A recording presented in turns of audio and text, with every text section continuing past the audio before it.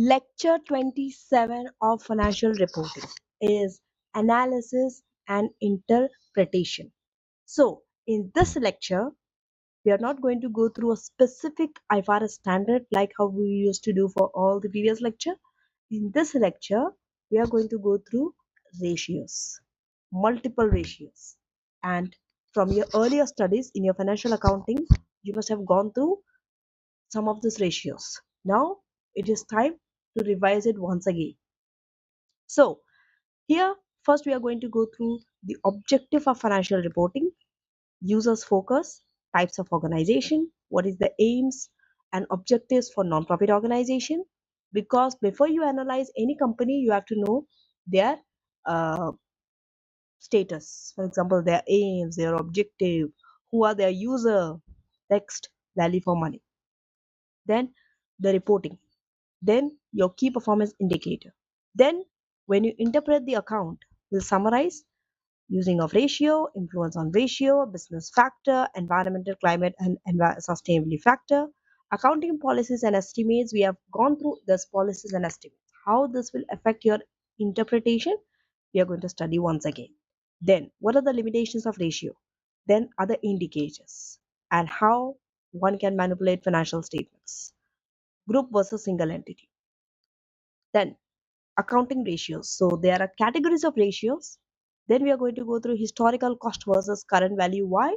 Because when you change from historic to current, ratios changes. That's why.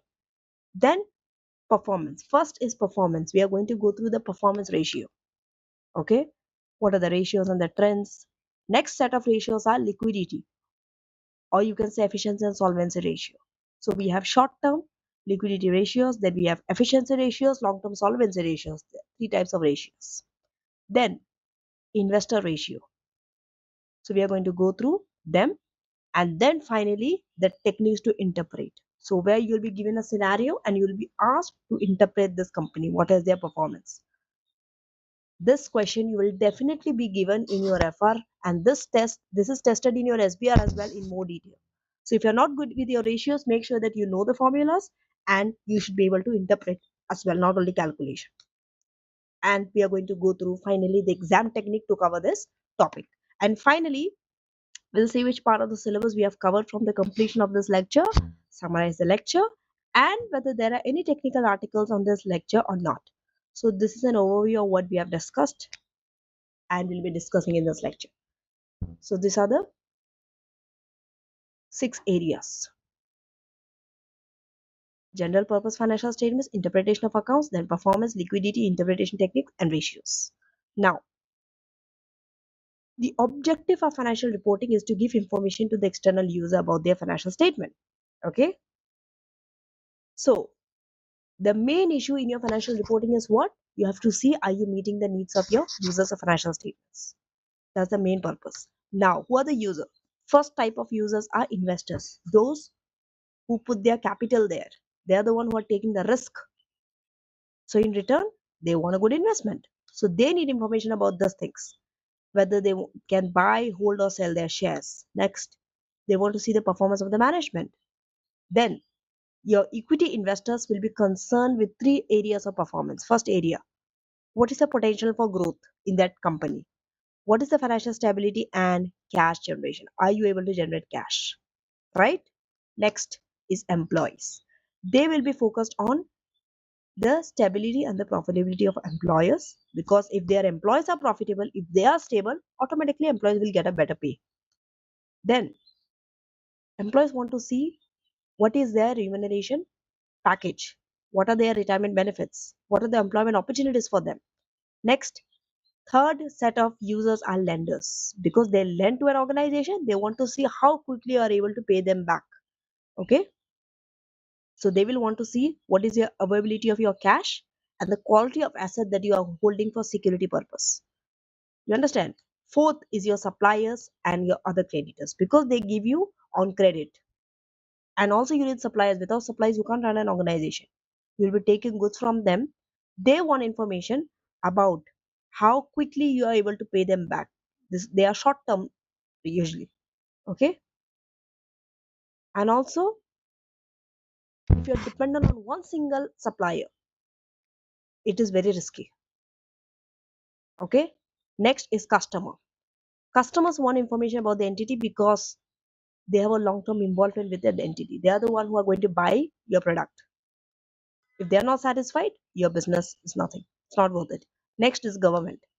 Government, they are interested because they are the one who is going to provide tax incentive. They are going to set up the tax. So they want to know about your information about your organization, right? Next, public. Public can affect and they can be affected in variety of ways. Okay, because they are going to make contribution to the local economy. For example, they are the one who are going to give you labor. Okay, so they want to see whether you are taking care of the environment or not. Next, these are the types of organization. Organization could be various type. Why we want to know the types of organization in financial reporting? The way you analyze a company is based on that organization type, and their purpose is different. The information that you give will be different. It varies from organization to organization. So first is commercial. This is your profit seeking organization.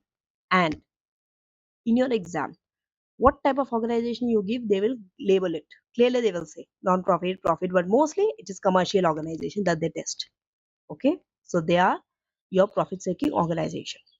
So, for example, these are some sub classification that will help you, like industrial organizations, like if you are extracting, if you are in the steel or pharmaceutical, textile, clothing, electronic, transport, construction, engineering, service. All these are profit making.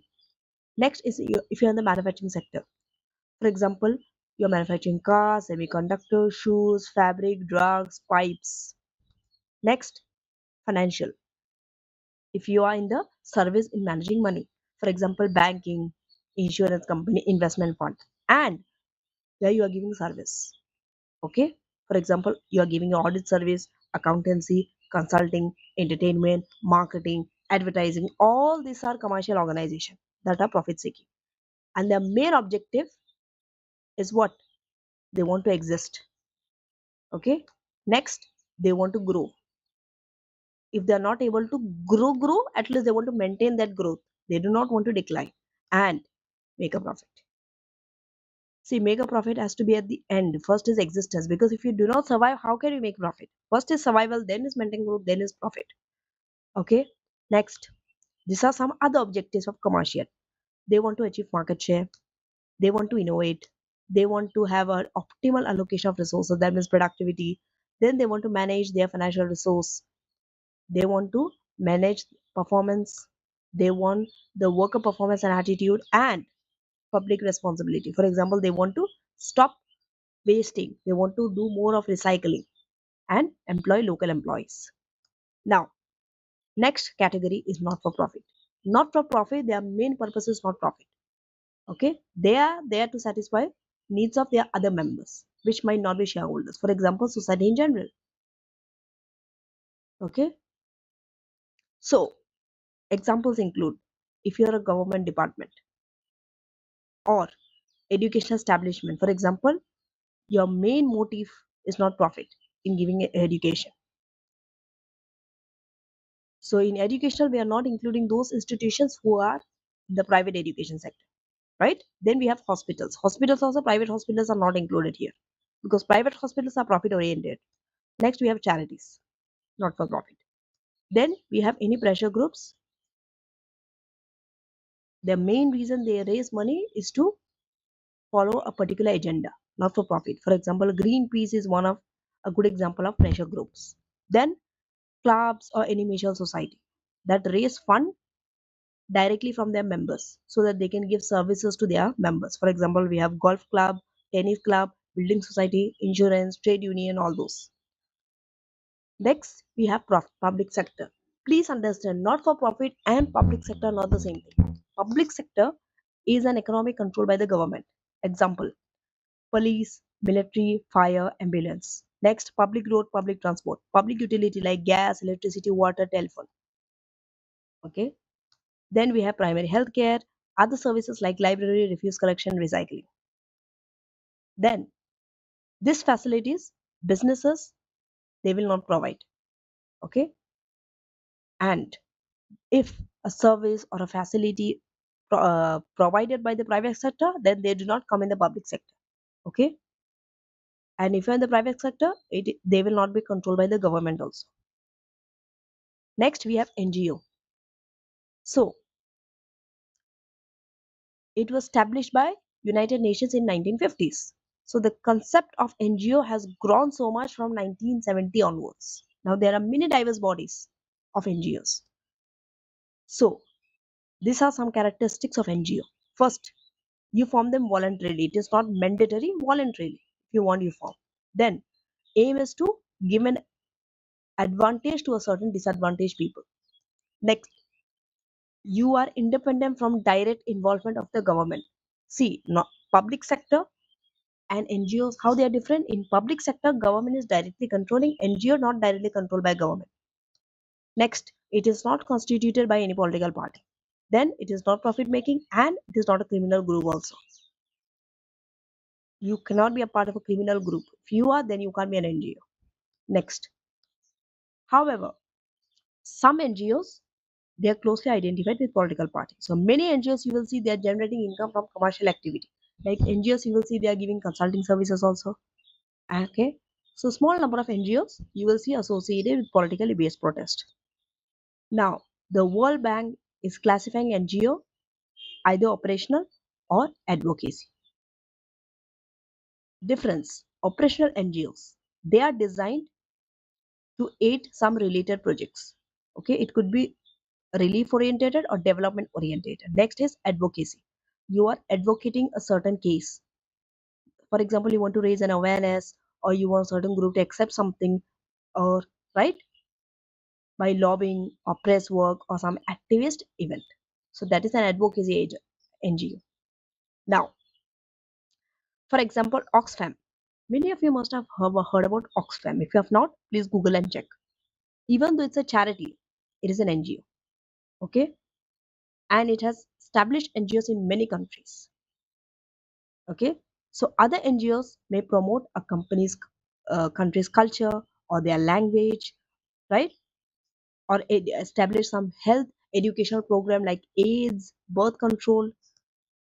Next, aims and objectives of not profit. Remember, not all organizations are concerned with profitability. So not for profit and public sector, these two are very much into that category. Okay, their main concern is giving service. So here, the service user and the general public, they want to know how their organizations are performing, because they are giving them money, they are giving them charity, they are giving them donation, and just services are given them. So you can't say just because you're not profit, we do not want to know their information. No, no, no. Public want to know their value for money. That the donation that they are giving to NGO, they are getting the value for money out of it. That's why they want to know the information about this sector also. Next, users are more concerned about the service, whether it is given to them economically, efficiently, and effectively. We'll see this in next section. Management, you want to know what management is doing, because they are the one who is managing your resources. How well they are doing it, the stewardshipness, right? Next, important factor for many public sector is that if they do not perform, they will be voted out by the public. So that's why they should be giving service. Next, among many objectives, national government, they seek to provide health, education, and policing all members of the community. So they do not seek to make a profit from giving these services. Rather, it is their duty. They have to give the service, otherwise they'll be out of the organization. Other organizations like charities, museums, they do not have profit. Rather, they are giving service to various groups. So for them, we calculate non-profitability ratio, especially the efficiency ratio. Then for this sector, managing and controlling of cash is very important, because they are not profit objective. So calculating profit ratios is not going to helpful for this organization. Rather, we can go for cash generated ratios. Okay. Now, value for money. Value for money, we consider three E's. First E stands for economy. Here, organization want to minimize their cost of input. Efficiency. Organization want to maximize their input regarding related to their cost of input. Higher the output, lesser the input. Third, effectiveness. Organization want to achieve their objective. So, value for money is you have to be effective in your aims, you have to be efficient by using minimal amount of resource and economic with having your input cost low without affecting efficiency and effectiveness. All the three is if you are able to manage, it is known as value for money. Now, reporting. Most non-profit and public sector, they use what? Accrual accounting. Accrual account. Cash-based accounting, however, it is used in some public sector institution. Now, the IFAC have established International Public Sector Accounting Standard. These are the accounting treatment for the public sector bodies, which we have not studied in our financial reporting because we have studied IFRS. IFRS is for not public sector; they are for private sector. Okay, so if you see, these standards are, but the main basic concept, the International Public Sector Accounting Standard is also derived from IFRS only. Of course, with they have adapted it to the public sector context. So the preference to this standard states that IFRS is still relevant in public sector. Now, charitable organization, they cannot do so as they please with the fund. They are answerable. Okay. So therefore, they have to produce accounting records showing the stewardship of the fund which they have been entrusted with. So they have to report exactly how the funds are distributed and they have to follow a code of ethics. Now, so organization and their users may include the following. This is for not-profit and public sector. Ministries reporting to head of government, schools reporting results to parents and local authority, clubs and society reporting to their membership, charity reporting to general public and also trustee, and hospitals reporting to local community and hospital trust. Okay, these trusts are then required to report the performance upwards to the government. So these are some examples of reporting in not-for-profit and public sector. If ever you are tested on this area, otherwise you do not need it. Mostly it is not tested, but what if it comes? Next is KPIs. You must have heard this in your earlier studies. KPI. So when you analyze a not-profit and public sector, you have to consider factor indicators other than profit. Okay. So if you see this organization, they do not use the word profit, they use the word surplus. Okay. Now, KPIs, they will enable the user to determine whether organization are meeting their objectives or not. So these are some KPIs. If you are a charity, your KPIs would be you have to see what is your growth in the number of donors. If there's a growth in number of donor means you are achieving a performance, it is a good indicator. Or growth in donation per donor. Because what is the main thing for charity? How it works on donations only. So what is the main key indicator that you need to see whether charities are growing or not? Donors. Whether they are giving you enough donors. Donation, whether there are enough donors. These two things. So these two things are your KPIs. Then for schools, we want to see the number of pupils increasing. And also not that number of pupils getting good grades. So at least 3A grades in the exam is one of the KPIs for school. For hospitals, the number of patients we want to see that are readmitted after undergoing surgery. For golf club, we want to see the increase in membership, and for local council, the number of complaints that they are receiving from the public regarding their potholes in roads. We want lesser the complaint, the better it is. So this is what we are going to go through further. What is your purpose of interpretation? It depends on the user. When you are interpreting, it depends on the user, how they interpreting. For example, if you are a manager, you will interpret, are you able to control the cost, the profitability analysis. If you're a lender, you will see the credit worthiness. If you're a shareholder, you want to see whether you can buy whole or sell your share. Then you will compare this with either previous year, either other company or the industry data or your budget. Then there are some limitations.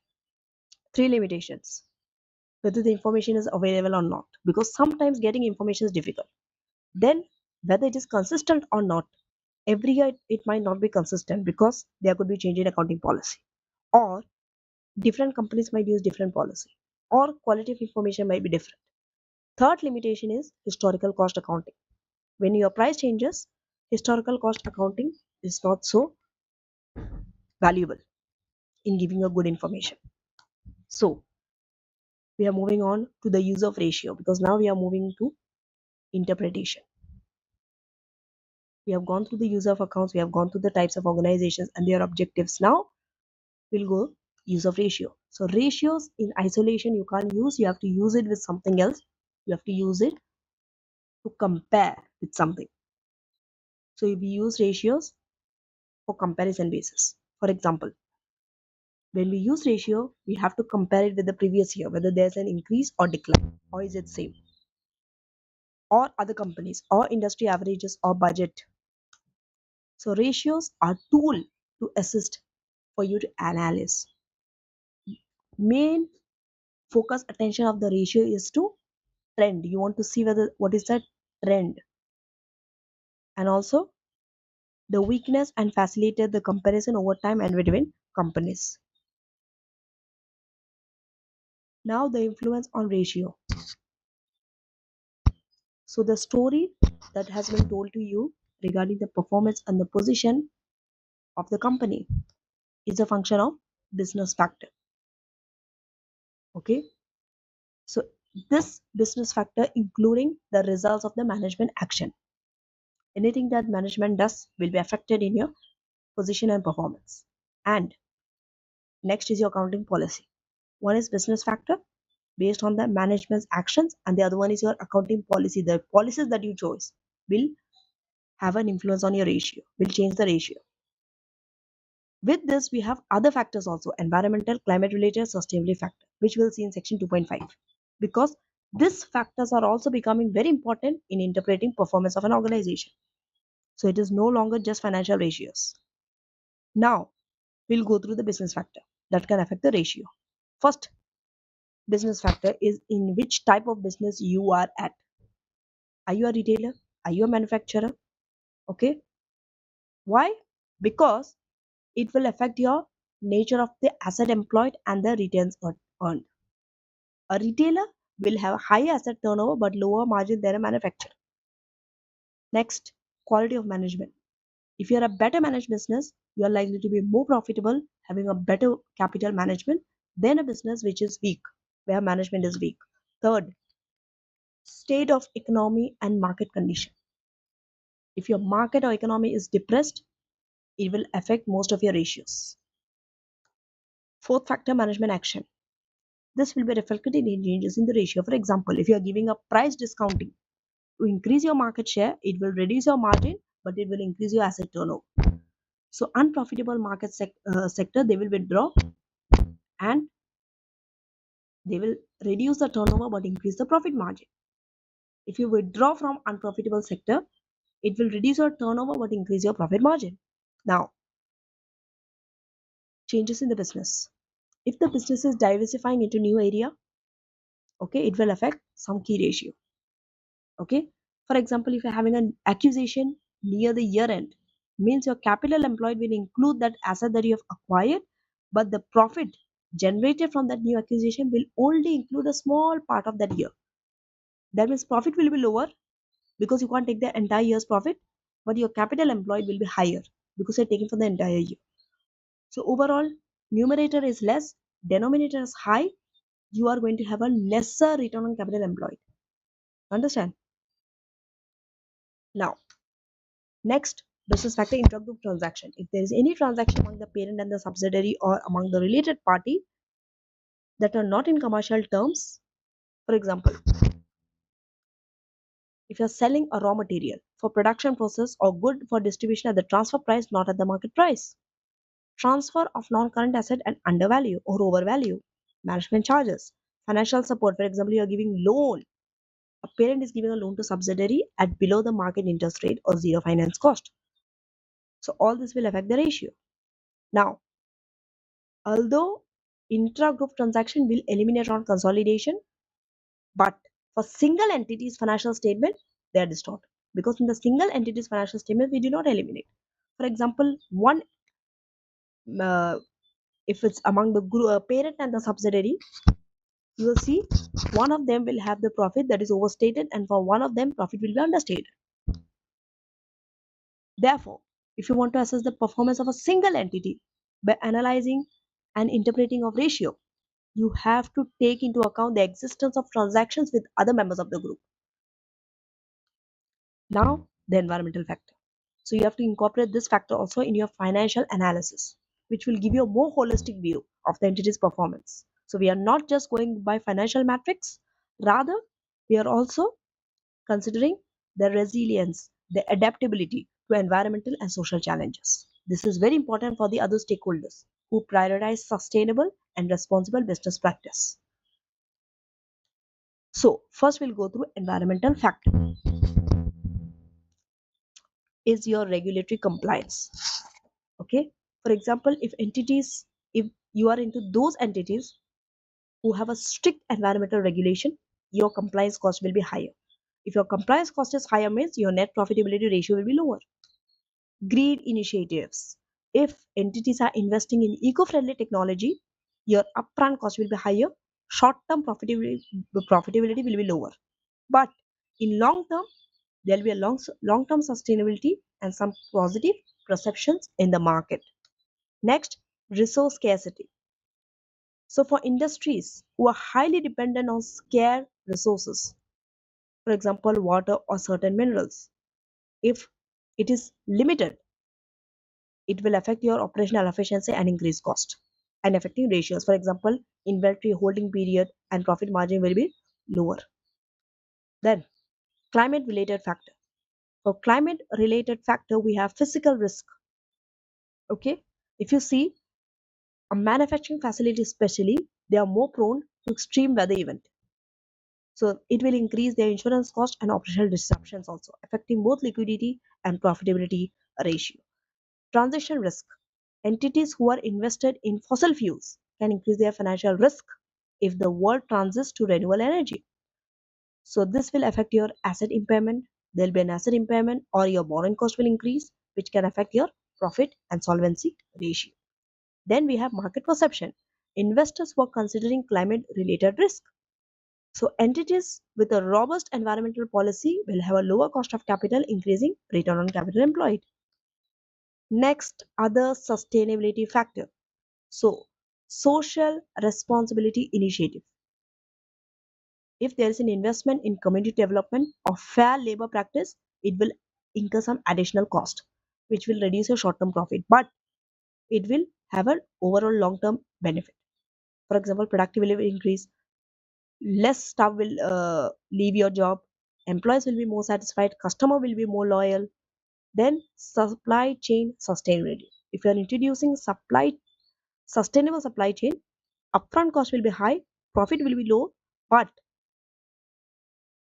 the risk will be lower. Risk relating to supply chain disruption, and it will improve your liquidity ratio also because you have to hold less inventory, so lower inventory holding. Then employee well-being. If an entity is having a concern for employee health and well-being, yes, operational cost will be there, but it will improve the productivity. Overall cost per unit will reduce later on. And employee retention, your employees will be better retained, labor turnover will be lower. Brand value. If your initiative is to enhance the brand value, it will influence a market based ratio. For example, PE ratio will be higher. So activity 1, for the 6 industry, you have to identify number 1, number 2, explain sustainability factor that can affect the interpretation of your financial ratio. So these are the industry. We have car manufacturing, technology. So car manufacturing, what is the sustainability factor for this industry? Strict environmental regulation. Okay, we'll explain. See, expenses will increase. Okay, if you have to develop environmentally friendly technology in the car manufacturing or even meeting the emission standard also.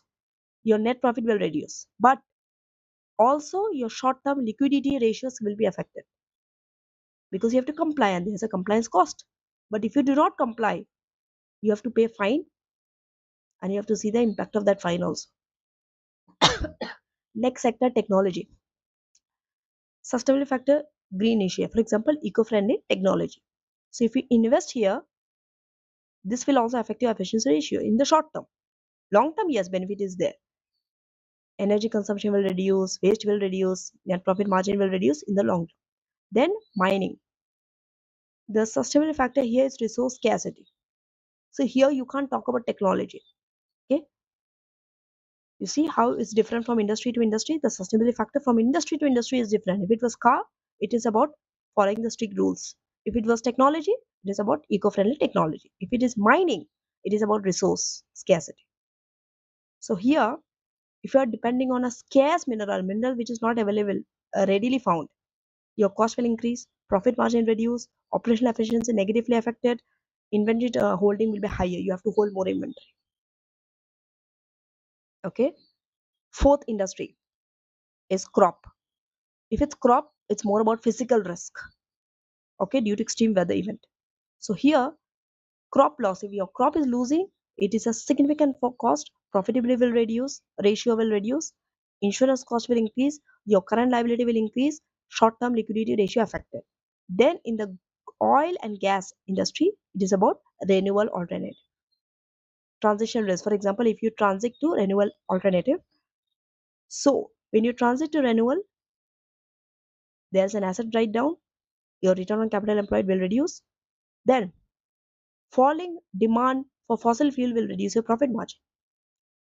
Last, sustainable clothing. So it's about see, clothing industry is dependent on your supply chain. So sustainable supply chain is the factor.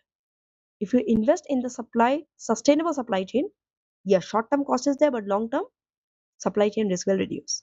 Market perception also will be positive because it is shown that you are following sustainability practice, which can have a good impact on your price earning ratio, P ratio.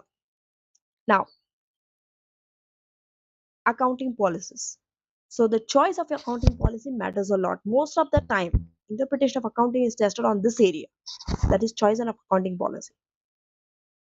So the way you choose your accounting policy can positively or negatively affect your ratio.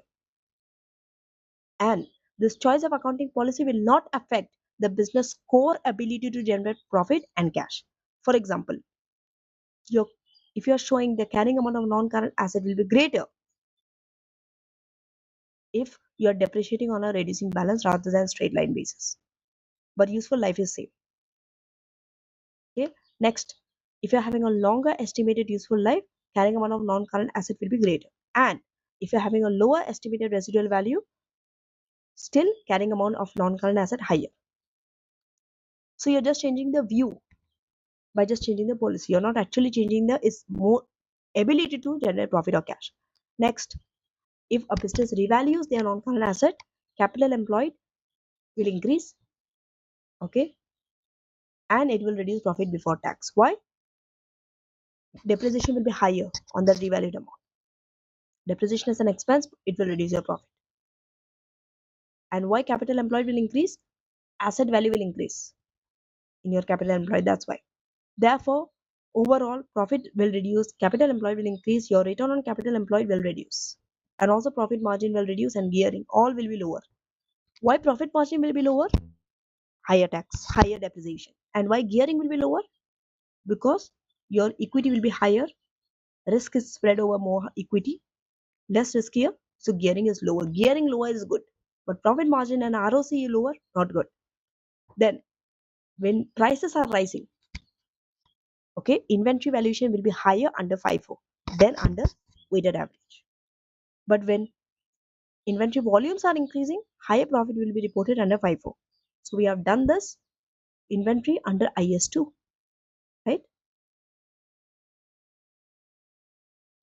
Next, accounting policies. Where accounting policies have been chosen to reflect the entity in the best possible light. You want to choose an accounting policy which shows that you are in the best, right? Means this is not fair, this is not ethical also. Entity is what? They are accused of adopting creative accounting. So you are actually not giving a fair representation of the event that has occurred in the period. Rather, you are showing them not a true picture. Now, the limitations of ratio. Ratios, they look back in the past, retrospective. They are not prospective. They do not see what is there in the future. And ratios, they are using historical data. So historical data, it is not a good indicator of predicting future because your historical data ignores management actions and changes in the business environment. Business environment changes every day. In future, business environment will be different to what you have analyzed in the past. Also, manage actions by management. Next limitation. Ratios are based on accounting rather than economic data. So, making adjustments to your historical cost to reflect the current economic value, it will increase the relevance, but it will lose reliability. It is not reliable. Usefulness is also limited because there are limitations of financial statements. For example, we have many off balance sheet items, items which are not recognized in the statement of financial position because they are not meeting the recognition criteria as per conceptual framework. So usefulness is limited. Ratios can be distorted if your accounting policies are different. We have seen this above. Now, some more limitation. When you compare companies in the same industry sector, they may not give you reliable information. Why? Because the comparative size of the company also you have to take into consideration. They might be in the same industry sector, but their growth might be different. They might have entered into that sector at different times. One company might be new, expanding company, other might be a stole, stagnant company. So comparing them to based on ratio, not wise. Then a wide range of government and commercial organization, they will publish industry statistics, but this information might not be reliable. So factors to be considered when you are using industry data: whether information is provided on a voluntary or mandatory basis, whether the collection of data is sponsored by one specific company, whether entities are contributing to the statistics at the same year end. Next, we have no limitations. It's not over yet. So ratios summarize information. Okay, that information could be extreme values. That extreme values are lost in the summarized version. Okay, so how that data is spread, that is lost in the summarized version. Now, optimum ratio. What is optimum for one industry could be different to another industry. Food retailer, for them having a low current ratio is optimum, but not for a manufacturer. So when you're comparing companies in a different industry sector, it's meaningless. When you're analyzing a consolidated financial statement, they hide many information relating to entity within the group because intergroup transactions eliminated on consolidation, unrealized profit eliminated on consolidation. But this was taken in the individual financial statement. So now I know there's a tons of limitations, right? So if this area is ever tested in your financial reporting, you're lucky because you have lots of things to write about. Even if you know at least three to four, at least three limitation is enough for you to, write. So many ratios use figures from your statement of financial position, but that is representing only one point in time. For example, your trading could be seasonal or cyclical. So the ratios that is derived from your statement of financial position, they are not representing how that business operates at the other times of the year. Okay, so if you are using averages of opening and closing balance, still it is distorting the figure. For example, your reporting date could be coinciding with the end of a busy season. So there, inventory will be lower than your average inventory holding, and your trade receivable will be higher than average. Example 1. So this is an example 1 of gearing. You see,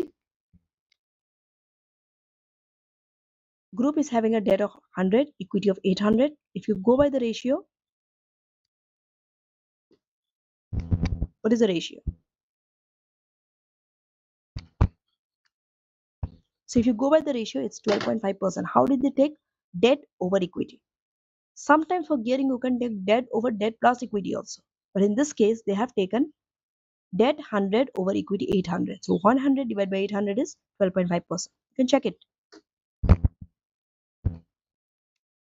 Okay. Next, if all the debt was held by one subsidiary and subsidiary had equity of 100, your gearing ratio would be 100. This is for the group. But let's say if all the debt was held by one and subsidiary had an equity of 100. So 100 divided by 100 is 100%. So when you're preparing consolidated, the gearing ratio of that subsidiary is hidden in the result of the group as a whole. You see, that subsidiary would have had gearing ratio of 100 because its equity is 100, debt is 100. But because that 100 debt is in the group debt and the total group equity is 800, now they are showing much less gearing ratio, which is 12.5 compared to 100. So you see what happened when you're preparing consolidated statement, that gearing risk is hidden in the result of the group as a whole. So this same could be said for a loss making entity also. Okay, if your group as a whole is profitable, then a loss made by one entity in that group, you can hide very well in that group. Now, other indicators. So ratios are a key tool in analyzing your financial performance, but other sources of information are also available. Now, absolute comparison, where you are comparing, you are being given information and you are absolutely comparing without ratios. Example, comparing statement of financial position between this year and the last may show what are the new shares that have been issued to repay your borrowings or finance your new investment, which can affect your gearing and return on capital employed. Then you have to see what is the background information given to you about the nature of the business. So this can help you to explain the trend or the changes, whether the business has made an acquisition or not, whether the business is new, old, stagnant, in decline. All this matters a lot. Next, statement of cash flow. Okay, here they will give you, you can get an idea of how that cash has been generated. So you can get a better picture of liquidity and financial adaptability. Then, disclosure of information about sustainability related risks and opportunities. We have covered this in lecture 1. Okay, and identify factors that can affect the interpretation of ratio. We have covered this in section 2.5 of this lecture. Now, not all indicators of performance are finance. There are non-financial indicators also. For example, whether employees are satisfied, whether the staff turnover is lower, quality of product or service is good or not, what is the manufacturing capability, whether they're flexible enough, whether they're productive enough, when are they interacting with local community, whether there's an environmental compliance. Okay, so as many companies now include environmental report as part of their annual financial statements, and whether customers are satisfied and the care policy. Now, most marks in your financial reporting are allocating for the interpretation of results rather than calculation of ratio. Please see this. So you have to look beyond the number. There will be no marks just for stating profitability has gone by this percentage or gone down by that percentage. You have to give reasons why it has reduced or increased. Very important, even for SBR. Now, manipulation of financial. So, the following are some of the main areas in which management can manipulate your financial statements to produce a desired effect. First is off balance sheet financing. Off balance sheet financing refers that you are omitting a present obligation. If you have an obligation to make a debt, you're omitting it from your statement of financial position. For example, accounting for sale and a repurchase transaction according to its legal form rather than its economic substance. Economic substance, if you see, it's a loan. So you're omitting it from a financial liability in the statement of financial position. That is not balance sheet financing, you're manipulating. You should have actually recorded it as a liability, but you're not showing it, which will overstate your liability. So you're manipulating. Next, profit smoothing. Here, managements are preferring profit to be increasing at a steady rate rather than not going up or down each year in an uncontrolled manner. So, management, what do? They change the revenue and the cost recognition so that they can smooth out the profit. Examples of abuse in this area, you are recognizing revenue early and incorrect recognition of provision. Third, earnings management. Here, deliberately managements are manipulating revenue and expenses so that they could inflate or deflate the figure relating to profits and earnings per share, not necessarily to smooth profit. Earnings management does not always mean that your financial reporting framework has not been followed. Please understand this. Your published figure can be manipulated by selecting an accounting policy, but that accounting policy is actually allowed as per IFRS standard, but it is actually not showing the economic reality. For example, you are changing the estimated life of an asset. This is allowed, but you are doing it, your intentions is not right. You are doing it purely to manipulate the depreciation expense. And depreciation expense means hence earnings. You want to overstate your earnings, you want to show more earnings than actually it is. So this is an example of earnings management. Please understand, if earnings management is there, it is not that you are not complying with the IFRS standard. Understand? Now, fraudulent financial reporting. Here, you are knowingly misstating the financial statement. You are falsifying accounting records, you are intentionally breaching the accounting standard, or you are knowingly omitting transactions or required disclosure in the financial statements. You are not disclosing a contingent liability or your significant going concern problem that you should disclose. Now, window dressing is the next way you can manipulate. Here, financial statements are manipulated for one moment in time, normally year end. So, many ratios are calculated using figures from statement of financial position. If these figures can be made to look good, it will improve your ratio and will put the company in a better light. For example, you are settling liability on the last day of the year, and then you are reinstating them shortly afterwards. You are recognizing sales shortly before the year end and reversing them with credit notes. Next, group versus single entity. So, entity's performance. When you're analyzing a single entity, you have to compare the performance with the prior year, another entity, or industry average to make the comparison meaningful. You have to make some adjustments before ratios. For example, if entities are using different accounting policy, you have to make adjustment. If one entity is going by cost, the other one is going revaluation, so you will remove the evaluation. Or you might make both the entity into revaluation model if it's possible. Now, group performance. When analyzing the consolidated statement, okay, it is not meaningful to compare the current with the previous because the net asset base of the two companies periods are different. So to compare like with like, you can't compare a banana with apple. You have to compare banana, apple with banana, apple with apple. So to compare like with like, the effect of the transaction, you have to remove it. Understand? So the consolidated statements are of little use when you're analyzing the performance of individual subsidiary within the group, as the detailed amounts specific to the subsidiary will be lost on consolidation. So for example, that consolidated financial statements show only the parent's component of equity. So you can't compare parent with subsidiary. It's not meaningful. So the categories of accounting ratios. Accounting ratios helps you to summarize and present your financial information in an understandable form. So they help you in assessing a business performance by identifying the relationships between these different figures. Ratios you can categorize into five main areas. First, profitability. Next, short-term liquidity. Third, efficiency. Fourth, long-term solvency. And fifth, investors. So this five we are going to go in detail. Okay. Now, before that, understand the historical cost versus current value. The impact that this is going to have on the ratios. Accounting ratios are calculated on the amounts that were reported in your financial statements. Mostly is based on historical cost.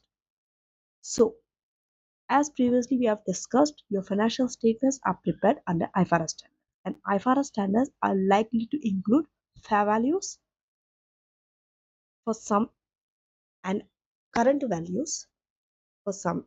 For example, if you look at IFRS 9, your financial instruments and investment properties, IAS 40, they they include fair value. And if you see assets that are impaired, for them we use value in use as per IAS 36, right? Different measurement basis. But IFRS accounting standards are implied in both of this. The only thing is measurement basis is different. Okay. But one of the limitations of accounting ratios is that they are based on historical rather than economic. We have seen those limitations, right? Just a few minutes before we were going through the limitations of accounting ratios. There we have gone through this. Therefore, to make the adjustments to the historical costs so that they reflect the current value will increase your relevance, but it will lose reliability. So the more relevant comparison that you can make between the companies would be if your non-current assets are restated at the current value and inventories at fair value. Okay. Now, however, there are some practical complications also to ascertain what is the current value. Okay, because this can affect your interpretation of financial statements in other ways. For example, fair values, they are very volatile. Fair values of assets which are very volatile can exaggerate the changes in your reporting of the company's results from one period to the next. Then, similar asset can be accounted differently depending on their classification or use. For example, a company, if they are using that asset which is owner occupied, they will apply IS 60. Another company, they might use that asset for the investment purpose. So it will be classified as investment property under IS 40. Then, so in practice, the financial statements are analyzed and interpreted based on their reported amounts. So you have to make adjustments to improve the comparability. Now, other information that is likely to be relevant to assess the entity's performance, particularly when giving from the perspective of different stakeholders with the current values of assets. So you need this current value of assets. That is an information that you need. Now, significance of performance ratio. So first we'll go through the performance ratio. They are frequently used to assess the management's effectiveness in utilizing their resource. So calculations will be mostly based on the profit that has been extracted from the statement of profit and loss. Now, candidates, you have to go by a systematic approach when you analyze the financial performance of a single entity. So the starting is revenue, then you have to work down through the statement of profit and loss to your gross profit and then operating profit margin and then return on capital employed. So for calculations that are using the pre-formatted response, if it's provided, when you're using the analysis, you have to use the appropriate heading: performance, position, conclusion. Okay. Now, later on, I will show you the exam technique also. When we go through the exam technique, I will show you how you answer. So let's start with the revenue. Revenue is the key area. Okay. Even though there is no ratio calculation involved here, this is the starting point for comparing your profit margins. Let's say all the other things being equal. If your profit increase, it is higher, your gross profit and your operating profit margin should also increase. Okay, in absolute terms, higher the revenue, higher the gross profit, higher the operating profit. When you're assessing the performance over time, that is year on year, there should be an evident reason why there is an increase in revenue. For example, let's say your sales volume has increased because you are making a marketing campaign. Due to that, revenue has increased, or you have increased your selling price, which has increased your revenue. Of course, the increase in selling price is a cost to the customer. Then you must have introduced a new product or expand it into a new market, which have increased your revenue. Now, if there is an increase due to an expansion in a new geography, this can be striped out from the analysis. Okay, so it is possible to consider whether the original business has been expanded or contracted. Where revenue has decreased, it is not a good sign. You have to suggest some actions to improve its profitability. For example, you are discontinuing a loss-making product. Okay, if it's a single entity, or if it's a subsidiary, you are disposing that subsidiary. If it's a loss-making subsidiary, if it's a group scenario question. Now, whatever the reasons for the changes in revenue, this should be reflected in and supported by your other financial information, including ratios. For example, if there is a significant increase in revenue, This can be accompanied by a higher trade receivable. Maybe more and more customers are buying from you on credit. That's why your revenue has increased. Or if you are introducing a new product range, you are required to invest in your non-current asset, which could be financed by cash or borrowings. Now, gross profit margin. This is a margin earned on your sales. So this is the formula: gross profit over revenue into 100. This measures this is a measure of return on your core operation, from your core operating activity, how much you are earning. If your gross profit margin is falling, it's a poor sign, indicating that your core products that are sold are not profitable. This could be due to an adverse change in their sales mix. For example, you are selling a greater proportion of product but with a lower margin. Then next, you are giving higher discount to customer to remain competitive, or you are losing customer from your supplier, or your manufacturing cost has increased but you're not able to pass on to the customer. For example, you have to pay higher wages to your factory worker now. Then there might be other cost that is expense to your cost of sales. For example, inventory has become obsoleted, or your factory plant and equipment are impaired. So due to this, your gross profit margin would be lower. Now, activity 2. So you have to state whether the following factor would increase, decrease, or no change in your gross profit margin. This is of a manufacturer. So first you see, if there's an increase in all of this, what is the impact in your gross profit margin? So let's immediately go to the solution. Okay, if your sales volume has increased, first is sales volume, there is no change in gross profit margin. Also with production volume, we'll see why. See, selling more will increase your total revenue, yes, and also your cost of sales and gross profit. But change in the volume alone will not change the margin. Why? Because volume will change, but your selling price and cost are not changed. Production volume, same, it will not change because it will not affect your gross profit. And if it is not sold, it will increase your inventory. So this first column is increase, second is decrease, third is no change. So selling price. If your selling price increases, yes, gross profit margin will increase. Discount. If there's a discount on the purchase price of the raw material that you have to give, again gross profit margin will increase because your cost of sale is reduced. Next, hourly wages of factory worker. If you have to give higher wages to your factory worker, gross profit margin will reduce because your cost of sale is increased. Then depreciation. If there's a depreciation on your production equipment, remember you are a manufacturing company, it will come in your cost of sales. So your cost of sales increase, gross profit margin reduces. Okay. Last one, inventory has become obsolete. Again, gross profit margin reduce because inventory will be in the part of cost of sales.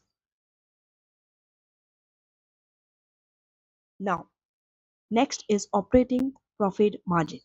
This measures how well a business has been able to manage their indirect cost in converting sales to profit. Operating profit over revenue.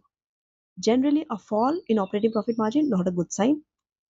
Either your gross profit margin has deteriorated or operating cost to revenue has increased.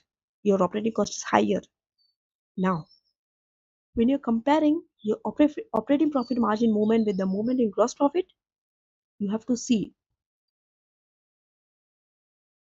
okay, which one is increase or decline, which one is higher or less. Okay, if you see that there's a relative improvement in your operating profit margin, it's good sign. That means you're able to have a better control of your indirect cost, or you have got a significant one-off gain. For example, you have just disposed an asset which is a one-off, which was a significant. Next, if you see that relatively compared to gross profit, your operating profit margin is deteriorating, again it is the opposite. Maybe you're not able to control your cost, or significant one-off cost is greater. Then the effect of this one-off item You have to take it out of the ratio to make your meaningful comparison. Activity 3. So, in activity 3, you have been given two companies. You have been given revenue, gross profit, and operating profit margin. Okay, if you go by the margin, first let us see the revenue. Both of them are in the, see, always check the industry they are both are into. They are both are for potential acquisition. They are both in the manufacturing company. If you go by the revenue, C is doing better than D. If you go by the gross profit margin, D is better. And if you go by the operating profit, again C is better. But calculation wise, it's done. You are supposed to comment on the validity of each of the following statements. So these are the statements you have to see whether it's valid or not. C is a wholesaler and D is a retailer. See, this is based on the ratios that they are saying. Okay. C is sourcing raw material from cheaper supplier than D. D has a more state-of-art equipment than C. Admin and distribution are tightly controlled at C. C is all equity financed, whereas D has significant borrowing. Then, so we'll see all this. If you go here, so these are the statements, these are the question, and these are the answers. If you see, C is a wholesaler, D is a retailer. This is valid. Why? If you see, a manufacturer are expected to have a lower gross profit margin than a retailer. Okay, wholesaler will have a lower gross profit margin. So let's go back. Wholesaler. If you see who is having a lower gross profit margin, C, and they are saying C is a wholesaler. So wholesalers have a lower gross profit margin. So the first statement is valid because C is having a lower gross profit margin than D. So that's therefore C is a wholesaler, D is a retailer. Because retailer do not have that middleman, but C has. Next, C is sourcing raw material from cheaper supplier than D. This is not valid because if you were sourcing from cheaper, your cost of sales would have been cheaper. That means your gross profit margin would have been higher. But it's the other way around. C is having a low gross profit margin. Therefore, D would have the cheaper supply. So not valid. Third, D has more state-of-art equipment than C, which results in fewer production stoppages. This is valid because if you see the operating profit margin is higher in C. So valid because the increased efficiency, that means if you're having a few stoppages means your asset is more efficient, which will reduce your manufacturing cost, hence it will increase your profit. We have seen that D is having a higher gross profit margin than C. So all these three figures are relating to your gross profit margin. Now let us move on to admin and distribution. They are more control at C. This is also valid. Why? Because C's margin is only 10% less than its GP. Whereas if you see the Donkey's GP with OP, difference is 29%. Therefore, C has non-production costs that are lower than D. Then C is equity, D is not equity finance. This is not valid. Because if CEOs have been all equity financed, their operating profit is before interest expense. Okay? See, operating profit is before interest expense. Therefore, it is not affected by how operations are financed. So your operating profit, if you say, you can't find out how you are financed because it is not affected. Your operations are not affected by how you are financed. If you would have got profit after tax or after interest, then this makes sense. So this statement is not valid. Now, return on capital employed. So this measures your overall efficiency of managing in employing the available resources. Profit before. I repeat, it's profit before, not after. Financing and income tax divided by capital employed. Capital employed, you can calculate total equity plus debt or total asset minus total non-debt liability. Okay.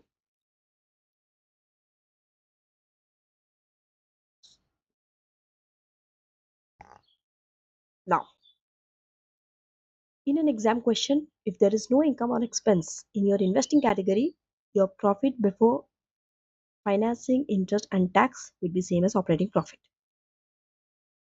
Your ROCE measures the return management has achieved from the assets that they are controlling by the company before paying to the providers of finance. For example, before providing anything to lenders and shareholders. Usually, the year-end capital employed we use to calculate this ratio. And if your ROC is improving, it's good. That means if it's increasing, it is showing an improvement. A return on equity is the next ratio, also called the shareholders fund. This measures how efficiently the funds are provided by shareholders have been employed. Profit for the year divided by total equity. So to interpret ROCA, you have to understand how it is affected by the accounting of transactions and events. For example, if you invest in a new plant equipment and if it is funded by equity or debt, it will increase your capital immediately. But unless the investment is at the beginning of your financial reporting period, your profit for the year will not include the full year's profit on that activity. Therefore, your ROC will fall. See, when you include the profit, we only take the portion of that year. But when you take in the statement of financial position, it will take the asset for the whole year. Lower the numerator because profit is lower, higher the capital employed, lower will be your ROCE. This relationship only you need to understand. That's it. Now, if you are investing in a new plant and it is not financed, it does not have to be financed, there will be no effect on your capital employed. Therefore, your ROCE will increase the profit. No effect on capital employed, but only your profit will change. So your ROCE will increase as your profit will increase. How your profit will increase? If it is not financed by debt, that means no interest to be deducted also. So your return from the investment will be more than your interest income. But if you're leasing, okay, your leasing asset will increase your capital employed because a large portion of a lease liability will be non-current on initial recognition. So it will reduce your return on capital employed.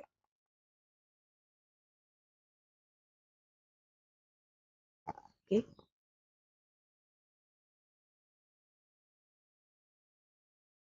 Now, next is revaluation. If your revaluation of an asset, this is an accounting adjustment. It will not affect your operating capacity of the business, but it will increase the capital employed because it will show a higher asset there. It will increase your equity and it will decrease your profit because higher depreciation. So ROC will fall. Depreciation is an accounting estimate that can affect your profit, and the carrying amount of your asset also will be lower. So as assets age, their carrying amount will reduce, ROC will increase. Now, operating profit margin is also seen as a measure of your quality of profit. If there's a high profit margin, means high profit on each unit sold and good control of cost. Asset turnover indicates how intensively management are using the business asset. Now, where there is no income or expense in the investing, profit before interest and tax same to operating. So, the moment in your ROCE, you can look at the two component parts known as secondary ratios. One is operating profit margin, next is asset turnover, that is use of asset. So you'll be surprised to know, if you have not known this earlier, that ROCE can also be calculated based on two ratios: operating margin, asset turnover. So your operating profit margin, we know the formula: operating profit over revenue, asset turnover, revenue over capital employed. And if you see here,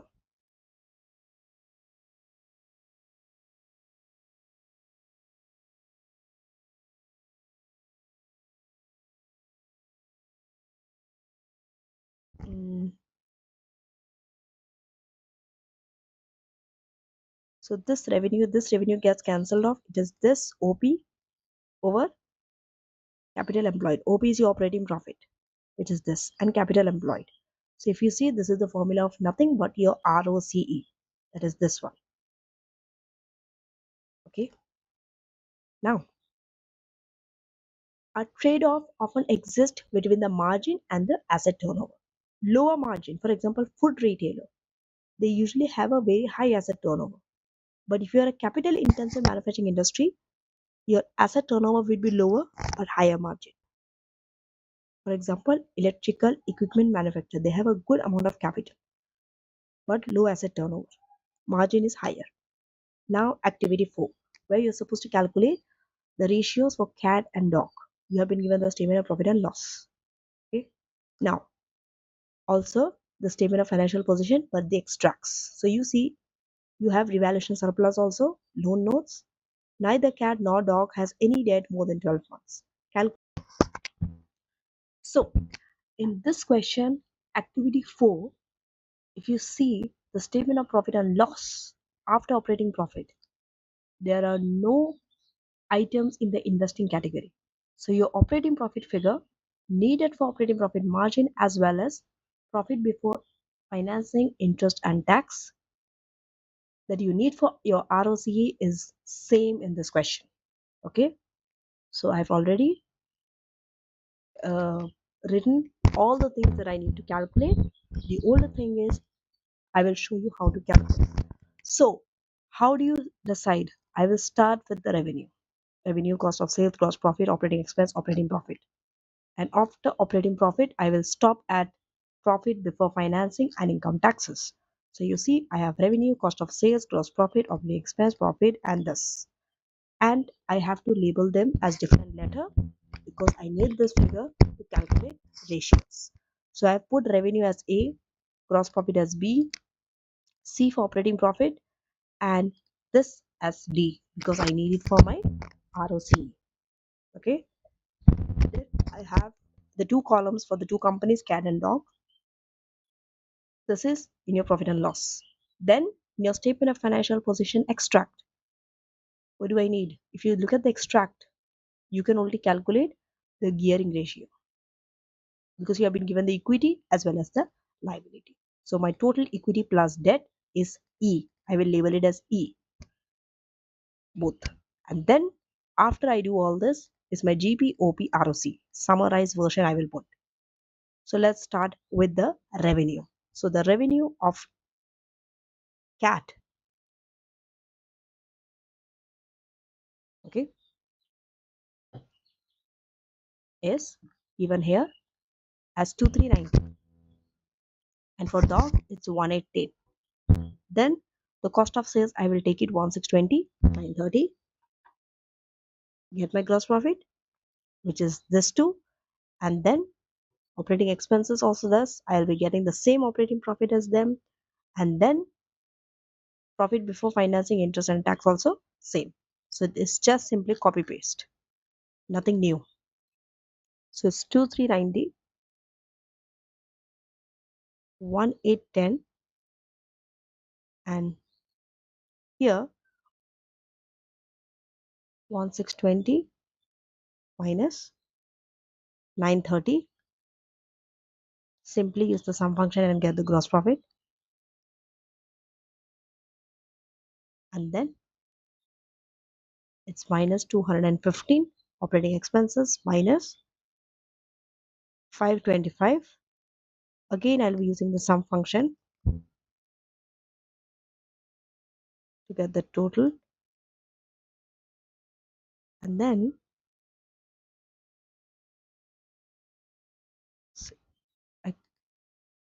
it is the same figure as this. Done.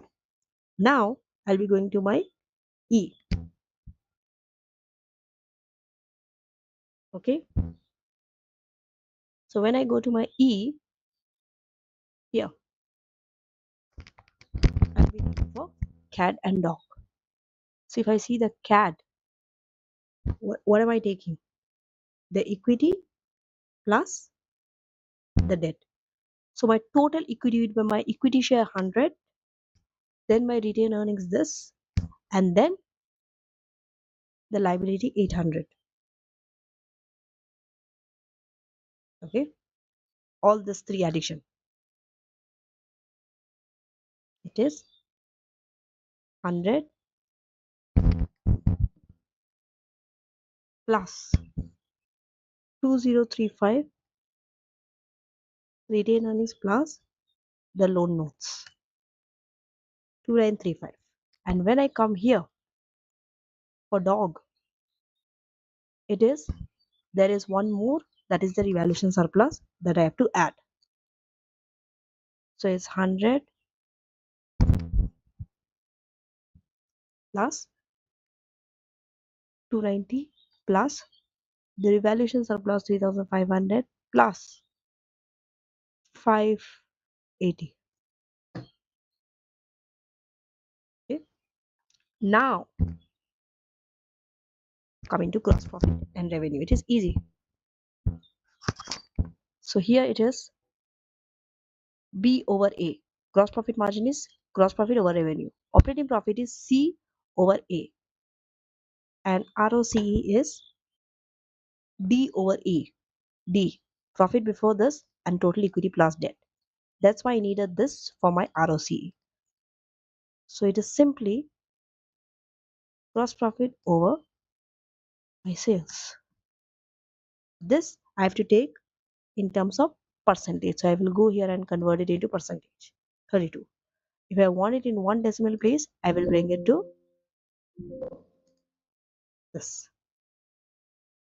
Okay. Same, I'll be doing it here. Automatically, it will calculate the docs. Then moving here. So it is this operating profit over my revenue. Again, same, I will calculate it into percentage, one decimal place. Same I will do for doc. And then this. It is D over E. D over E. Same, I will take it into percentage and one decimal place. Make sure if you are putting it in one decimal place or two decimal place, all the items has to be in the same format. Consistency has to be there. So now comparison is easy, but you are already asked to calculate, so you don't have to compare.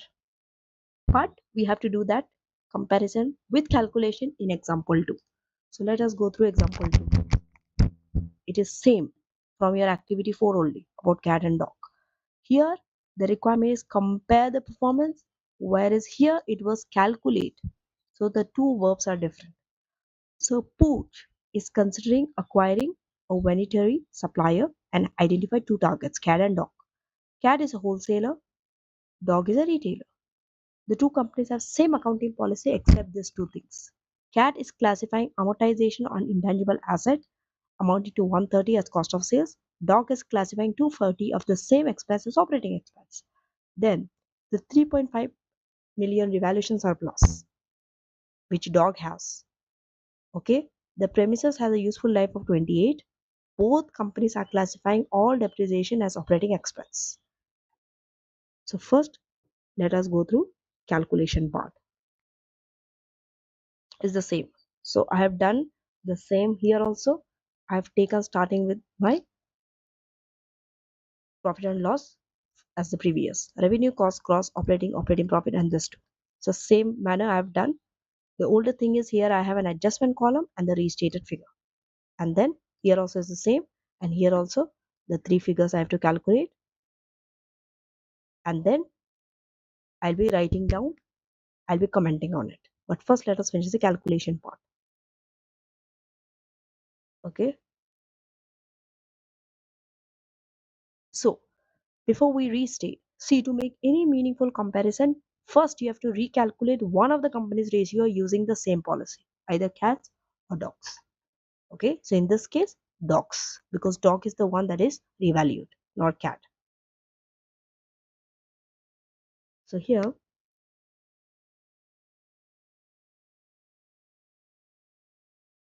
what else? It's the same figure. So if it is same, we'll just copy paste here. Okay, now see, wherever you have to make the adjustment, we will make.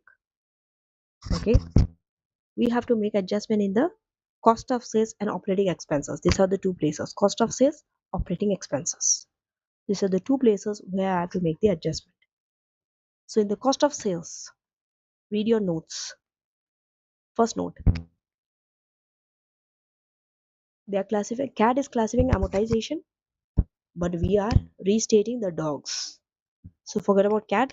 Dog is classifying 240 as operating, 250 as operating expense. So that 250 needs to be deducted from here in the adjustment, minus 250.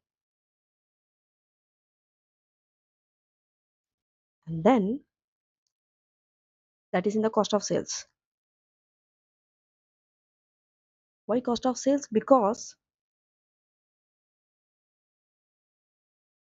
the same expense that CAD has, he has put it in cost of sales, but dog has classified them in operating expense. So if you correctly put it, that 250, if you put it in the cost of sales, it should have been deducted from cost of sales. That's why minus 250. This 250 that you have put in operating will take it out. You have already deducted, now we'll add it in the operating expense, 250. So that 250 will put here plus, just for 250. And then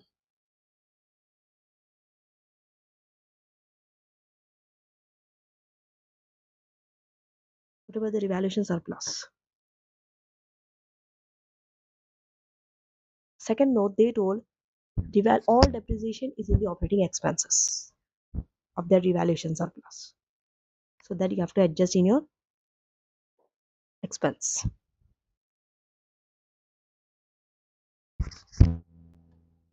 Okay. So how much? If you take this, revaluation surplus is 3.5, useful life is 28. So 3.5 divided by 28. Just put somewhere.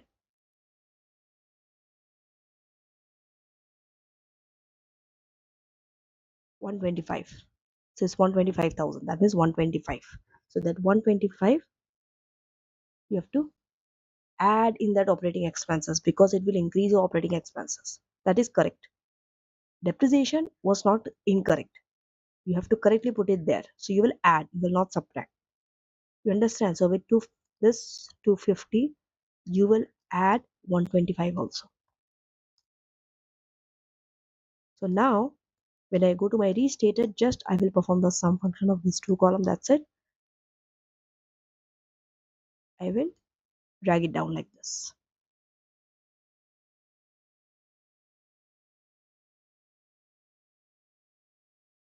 Sorry, this is not consolidated. You have to restate only the dog's figure with the dog. You have to put the sum function but not with the cat, only the dogs.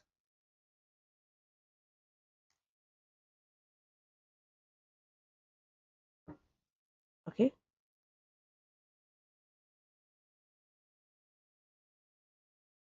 This is not the sum function. Rather, this is the sum function of this two. Okay.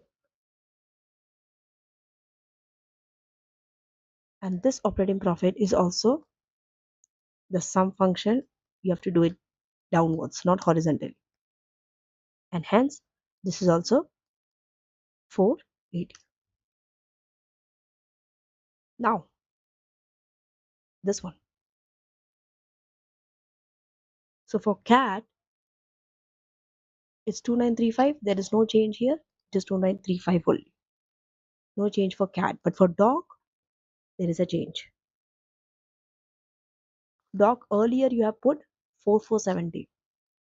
So we'll put 4470 for dog. Okay. And then we'll do the adjustment and the restated figure here. So how much will adjust?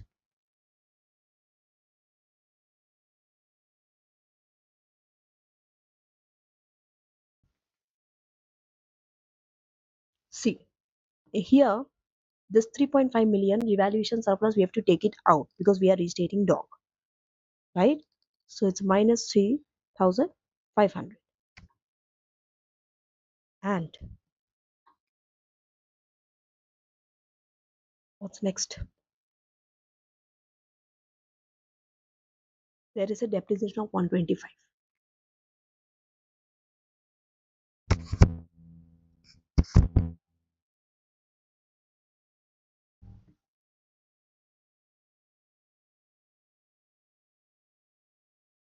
So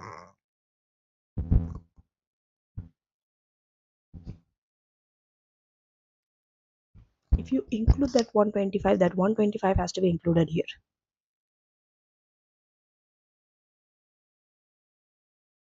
Okay.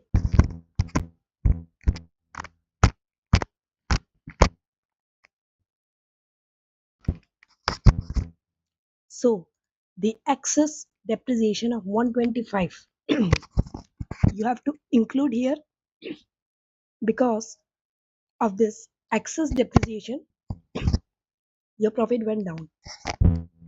But when you include this excess depreciation, when you add it back, your profit will go up. So profit is included in the part of equity, right? That's why you have to add this 125 after deducting the revaluation surplus, because you're taking out the effect of revaluation surplus. So that excess depreciation 125 also has to be taken out by simply adding it. So with this, you'll be adding 125, the excess depreciation, and then the restated figure of the dog, which is this. Now we have all the figure, so we can calculate the GP, OP, and ROCE in the same manner that we have previously done. Okay.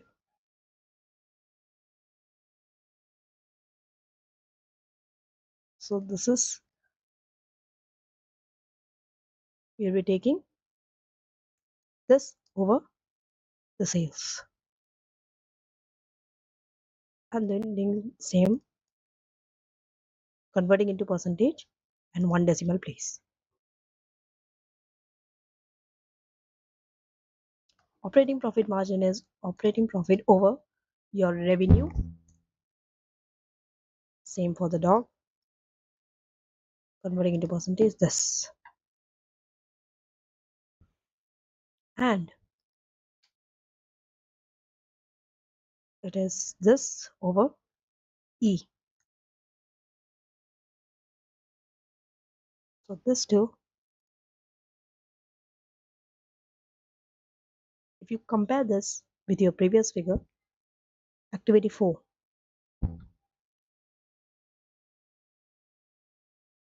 okay.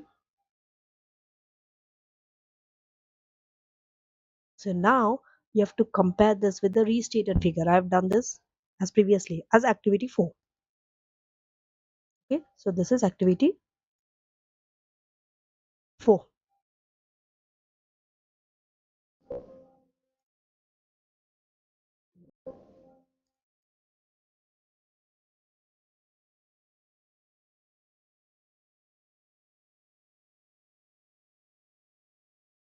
So this is as per activity 4, and these are the restated figure.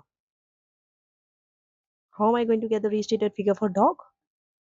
My GP, if you see my GP, this is my new GP over the sales. This one over revenue. And then this is in 2 decimal place. I have to make it sure it's in 1 decimal place. And then operating profit is this over my revenue to 1 decimal. And then finally here,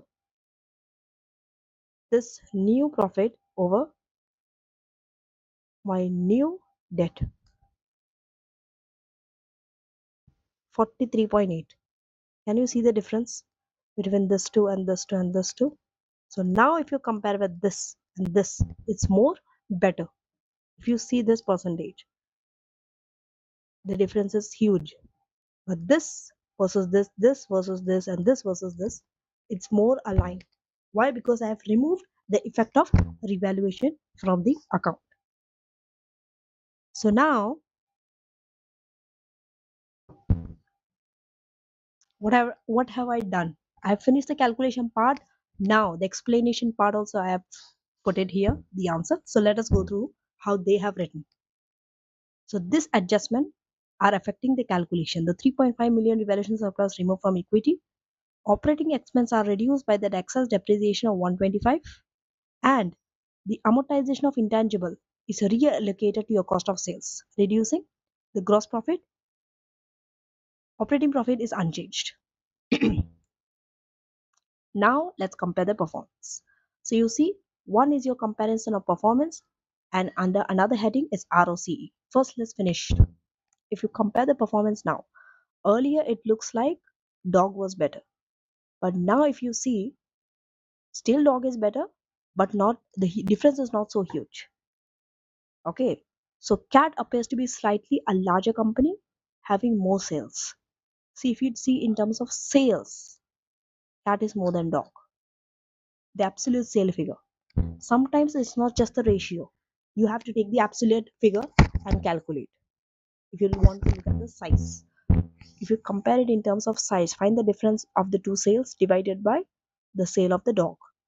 So if you look at it in terms of percentage, it's nearly a third more sales. Okay, but based on the result, see, whenever you compare, how are you going to answer? You always have to base it on a figure. So you have to write not what do you think, but this is performing better. No, you have to say based on the result, or based on the performance, or based on the calculation. It seems dog is making higher gross margin, 48.6. Before you show the effect that you're removing, first you have to go by the original figure, 48 versus 32, 48 versus 32, which suggests retail sales are better than wholesale. Understand? Then, when you are making a statement which is opposite to what you want to say, however, this higher gross margin is why you have to explain. It is not enough to say higher gross margin. Then you have to break down and give in the second para the reasons why that margin is higher. Okay, so higher gross margin is mostly due to, see, based on the answer you have to, based on that case study you have to give. You can't give basic reasons. Sales volume is higher, sale price is higher. Nowhere in your question they have mentioned about sale price or sales volume or discount. You know, these are general basic answers. So do not just memorize and write it. The gross profit margin is higher because volume is more, sale price is more, discount is there. No. In this case, it is regarding your classification of amortization, the way it is classified. So it is mostly due to the classification of your amortization expense. So the two gross profit margin are much closer now when you have restated the results. So do you see the order of the way they are writing the answer? The way you're calculating only, in that order you have to write. First, you wrote it before restating. So first you have to compare before restating, then you will write after restating. The figures are much closer. So initially, now final third para is always the concluding figure. Initially, now the operating margin. Operating margin, in operating margin is the other way around. Cat is better if you compare previously, but now after restating, dog is better. It makes sense also because gross profit margin, if you see, operating profit margin also follows the same manner mostly. So initially appears that cat is making a higher margin, suggesting that they are having a greater cost control. Always you have to say why. Mostly operating profit margin has to do with your cost control. Okay. If you write the figure, always in bracket write your calculation figure. That makes your discussion more valuable. You will attract more marks. So one, you have adjusted the different accounting policy, then dog is having a higher margin. You will give that also. So if you see, this is now more expected also because it is more consistent with your gross profit margin also. Dog is having higher gross means dog will also have higher operating margin. Now it is in line without further information on your operating expenses. it is difficult to draw conclusion about the company's cost management. See, wherever you are not able to clear cut give reasons that due to this is this, you are free to write that because this information is missing, it is difficult to draw conclusion. Like here, how they have given. So without further information on this cost information, you can't conclude about their cost management. Over. Coming to ROCE. Why ROCE is separately given? See, operating and gross profit, they are aligned. Mostly they are together. But ROCE is a totally different figure, and if you compare, it's a huge change. 7.9 to 43.8, there's a huge jump. So wherever there is a significant change, better to show it as a separate subheading. Okay, these are exam techniques that I'm teaching you, not only in SBR, not only in FR, in almost all ACCA subject. Okay, so initially if you see 18.9 is better, but now its dog is better. So it's more consistent because dog was having a higher gross, higher operating, higher ROC also after restating, right? So initially cat is more impressive. You will see the figure, but it is completely reversed when revaluation surplus is removed from the dog's figure. Okay, as dog is more than twice that of the cat now. This return is not due to high profit. See, always give reasons if it is due to this or not due to that. If it's not due to something, that also you are free to write. So this figure is not due to high profit. Why? Because if you compare the operating profits, see, this is where you are bringing out what you have previously discussed. You have previously discussed operating profit margin. You are free to bring it forward in your next discussion also. If you see the operating profit margin is not so different, almost they are similar. So it can't be that your ROC is higher due to higher profit, because ROC is either profit is higher or capital employed is higher, lower. Your ROC could be high because of this too. But because dog has a better, if not profit, then what's the next option? What are the two secondary ratio? If not profit, then asset turnover. So immediately we'll talk about asset turnover. Dog is having a better asset turnover than cat. Not because dog is generating more sales. Because if you see the dog sales is lower than cat, but because dog is having a lower equity balance. Lower equity balance means better asset turnover. They are using less equity. If you see dog's equity, it's this versus this. Look at dog's equity here. Okay. If you take out the revaluation surplus, equity wise they are less. 100, 290 and 58. This is return earnings for cat is 2035, whereas for dog only 290. So it makes sense. Dog is having less equity, right? So dog is having a not only, see, use this words, okay, significantly, very much, not only little, significantly dog is having a lower equity balance. So due to this having extremely low retained earnings, and if you compare the retained earnings specifically is very low compared to cat. So those significant extreme measures you have to bring in your discussion part. This is what I wanted to show. So that's it. You have calculated also, you have discussed also, and you have put it under the relevant subheadings also. Done. This is how you have to analyze and compare the 2 or 3 companies given. Mostly they do not give more than 2 companies. So 2 should be enough. So this is the solution for activity 4, where you see, since there are no items in the investing category, the operating profit that is used for profit margin and the profit before financing and income tax that we use for ROCE is the same. So this is the way we calculate. We'll be putting this because we need this in our ratios. Okay. So from revenue till the profit before financing and income tax is the same given in the question. And then in your statement of financial position, we'll take the total equity plus debt because we need this as our capital employed for our ROCE calculation. And then we take. And then we calculate the 3% GPOP ROCE. And this is the basis how we calculate. So if it's gross profit, it is gross profit B over revenue A. And if it's operating profit, it is operating profit C over A. And then ROCE is profit before financing and income tax D over E. That is total equity plus debt. And you get the percentage. So now example 2. Example 2 is the continuation of activity 4.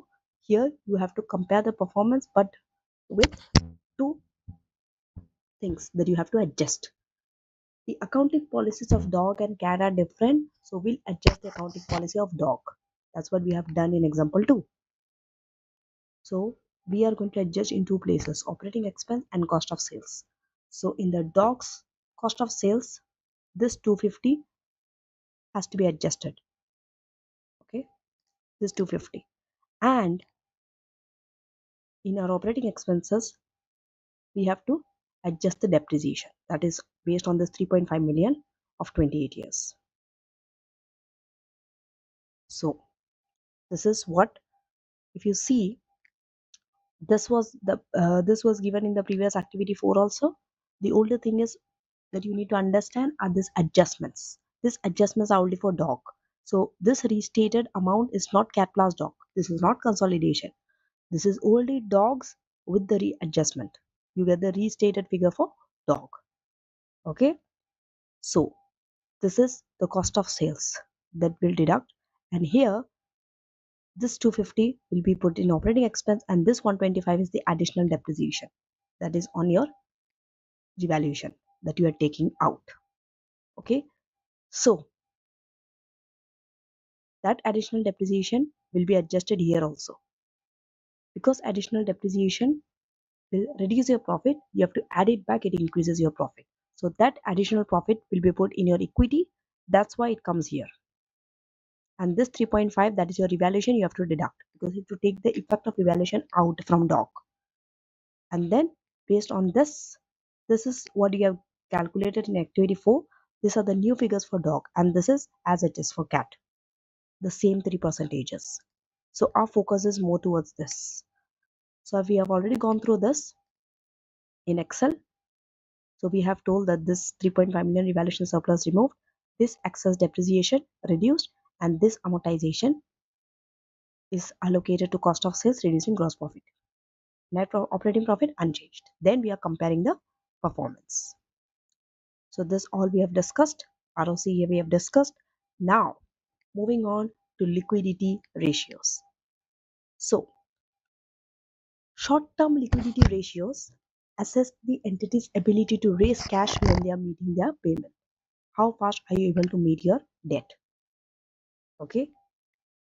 So if you see the ratios, you have to look at your statement of financial position only. You do not need your profit and loss statement for this ratio, unlike the profitability ratio where you need your profit statement. And the information is contained in your statement of the information contained in your statement of cash flow will also give you information about the liquidity. Okay, this we are going to cover in the next lecture.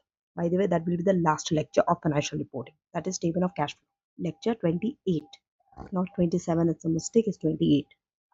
Now although a question focuses on performance, your interpretation question will tell you to analyze performance as well as position, and position is presented in your statement of financial position. Now, so these are the ratios. First is your current ratio. Are you able to meet your current liability with your current asset? That is the meaning of it. So current asset over current liability. Now, more higher the current asset compared to current liability, better it is. But if it's the other way around, your liability is more than assets, not a good thing. You're not liquid. Okay? But there is an issue here. If your inventory, see in your current assets you have inventories, right? And inventory is a type of current asset which is not readily convertible into cash, unlike your other assets like debtors, receivable, or cash, or bank. They are readily convertible to cash unless you want to sell those inventory by giving large discount, which is not very practical. Therefore, this ratio may not indicate whether company can pay their debt when debt as they fall due, this ratio, because of inventory.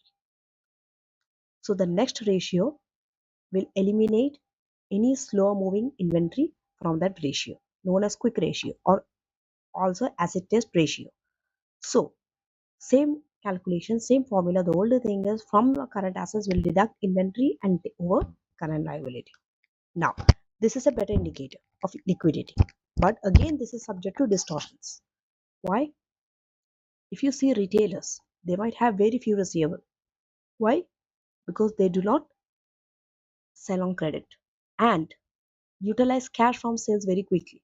But they are financing their inventory. When they buy inventory, they buy on trade payables, they buy on credit. So if you see based on that, receivable is less, payable is more, quick ratios will be lower. So both ratios are calculated using only the balances in your statement of financial position. And if you see, they are known as point in time ratio. So they do not represent your position throughout the year. So that's why it is very easy for anyone to manipulate this through window dressing, these ratios.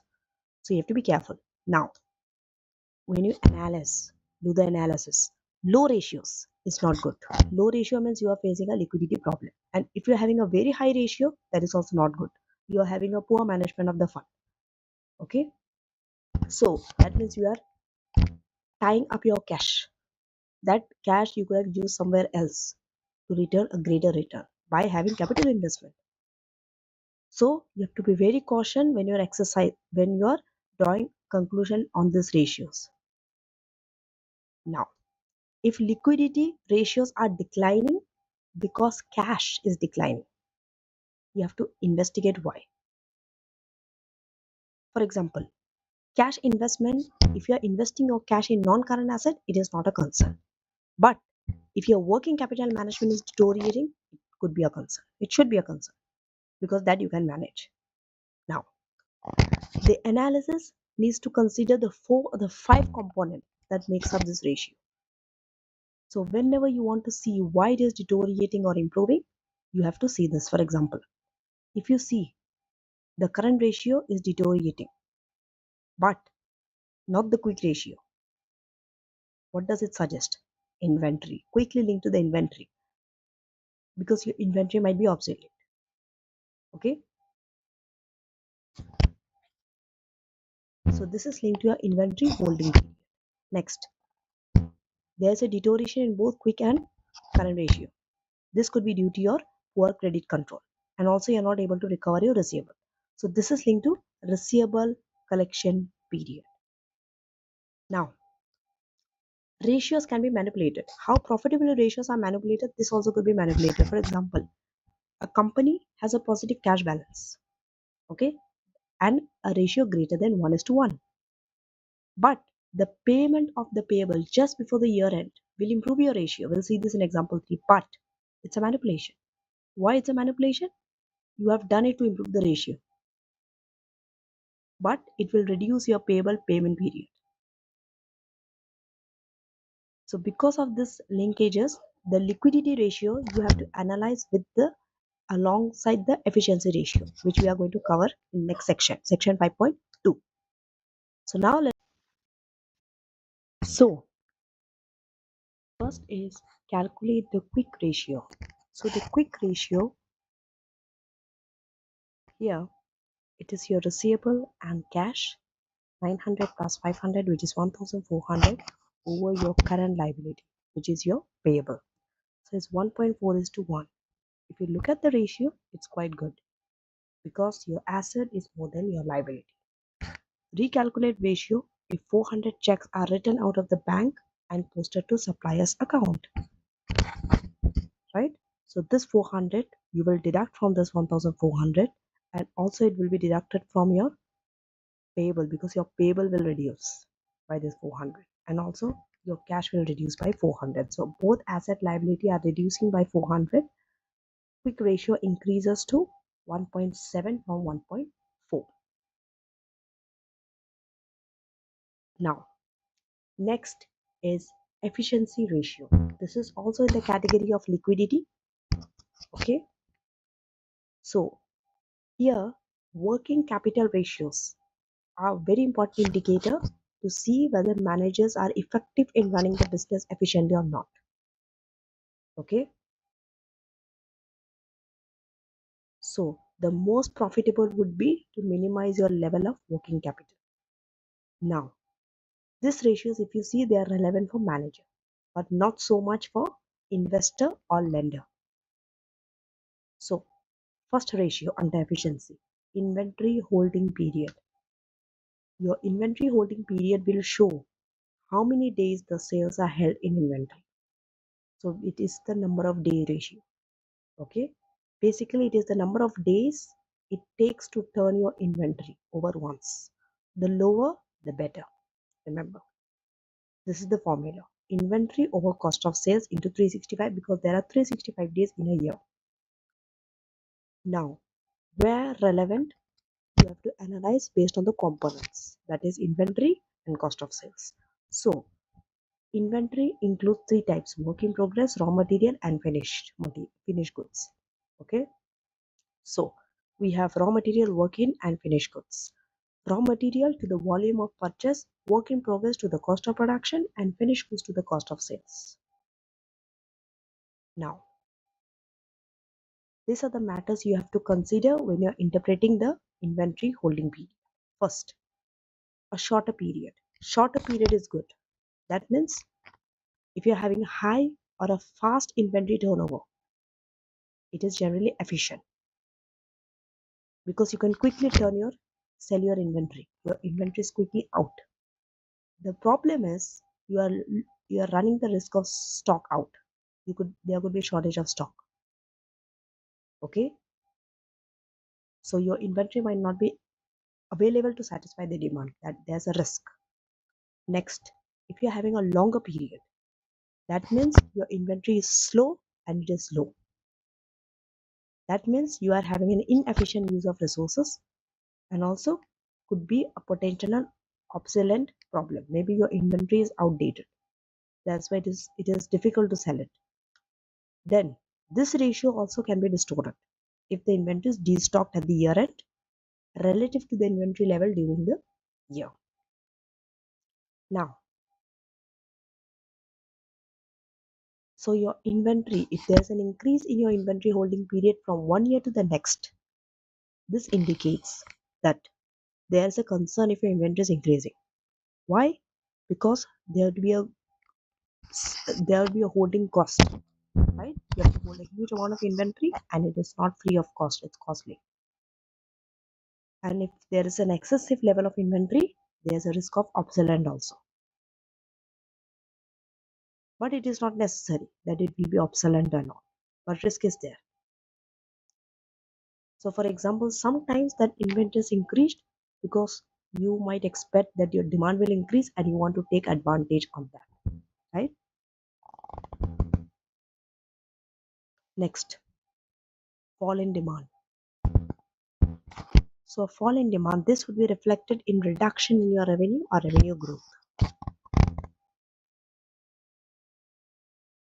If there is a fall in demand means you're not able to sell your inventory, that's why inventory holding period has increased. So your revenue also will reduce.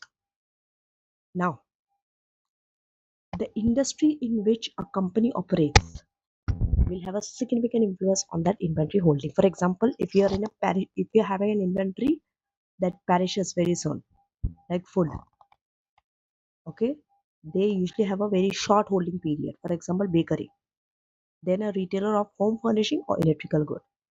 So therefore, when you're comparing those two industry, it is not going to give you a comparable, meaningful comparison. Now, next, receivable collection period. Often you're asked to calculate this. This is the period it takes your customers to pay you back.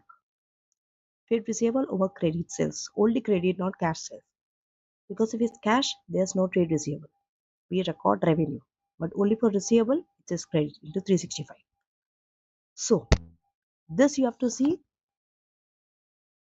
along with the industry. What is an acceptable level? It could be 30 days, 60 days, 90 days based on that industry. Okay. If you are a cash only retailer, you will not have any trade receivable. Okay. Normally, it is stated in your invoice what is your normal credit terms. For example, mostly standard is 30 days.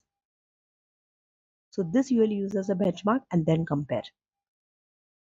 Now, If it increases, the receivable collection period increases, that means your customers are unwilling to pay you. There's a risk of irrecoverable debt. It also suggests you are not able to have a good credit control. You are not able to chase your customer for the amounts overdue. Next, let's say there's a change in customer base. Now you are going to have more new credit customer. Then number of days increases. Then you have extended the credit terms to attract new business. This also will increase your number of days. On the other hand, these things will decrease your days, which is good. You are having a tight credit control. That means you are telling your customer to pay you back on time. You are even giving them discounts for paying back early. It reduces trade receivable, but it does not affect your revenue. Next, if you are introducing settlement discount, it will reduce trade receivable at the year end, but only affect your revenue for the 6 months if you are giving that discount in the second half of the financial year. Then, a recognition of a major debt as irrecoverable, which reduces trade receivable at year end but does not affect your revenue. So, all this will reduce the number of days. Now, again, whether the change in the ratio is a concern depends on the reason. So you can link the explanation to other ratios or items in the financial statements. For example, if you are giving settlement discount, yes, it will reduce your receivable collection period, but both your gross profit margin and operating margin will fall because of that settlement discount. And if you are giving an introductory offer, for example, at a below recommended retail price on a new product, yes, it reduces receivable collection period, but it will also reduce your gross profit margin. Also, your operating profit margin will be less because you have to do additional marketing that you are giving them below recommended retail price. Then, generous payment term, nothing to pay for 3 months. This will increase your collection period. Now, you may be required to indicate other information that are non-financial, which you need to assess the entity's performance. Now, the next is payable payment period. This is the number of days you are taking to pay back to your supplier from whom you have taken on credit. So trade payable over credit purchase into 365. Now, the credit purchase figure unlikely to be disclosed in your statement of profit and loss. Therefore, we take cost of sales instead of credit purchase. Now, these are the matters you have to consider when you're interpreting a change in the number of days. For example, first, if there's a change in number of days, it could indicate that there's a liquidity problem. Maybe you're unable to pay within an agreed credit term. This is very evident by looking at your cash balance. For example, is the company using an overdraft facility? Next, if the company is able to pay but they are taking unfair advantage of their supplier, it's not good. Suppliers can withdraw this credit any term. They could demand immediate cash, okay, or they might bring some legal claims against you if you are paying them late, even if you have the cash to pay them, right? Third, a reduction would be expected if entities accepting settlement discount that are offered by supplier. Because you are given discount by your supplier, you will pay them early. So your payment period will reduce. Then it will also reduce, the days will also reduce if the payment of the supply at the year end for window dressing purpose. See example 3. Now, the next ratio, working capital cycle. This is your cash conversion cycle, how long it takes for you to convert or generate cash.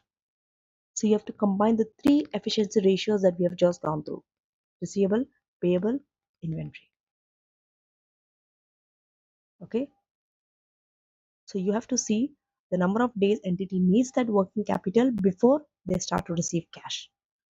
So working capital cycle in days. First, inventory plus receivable minus payable.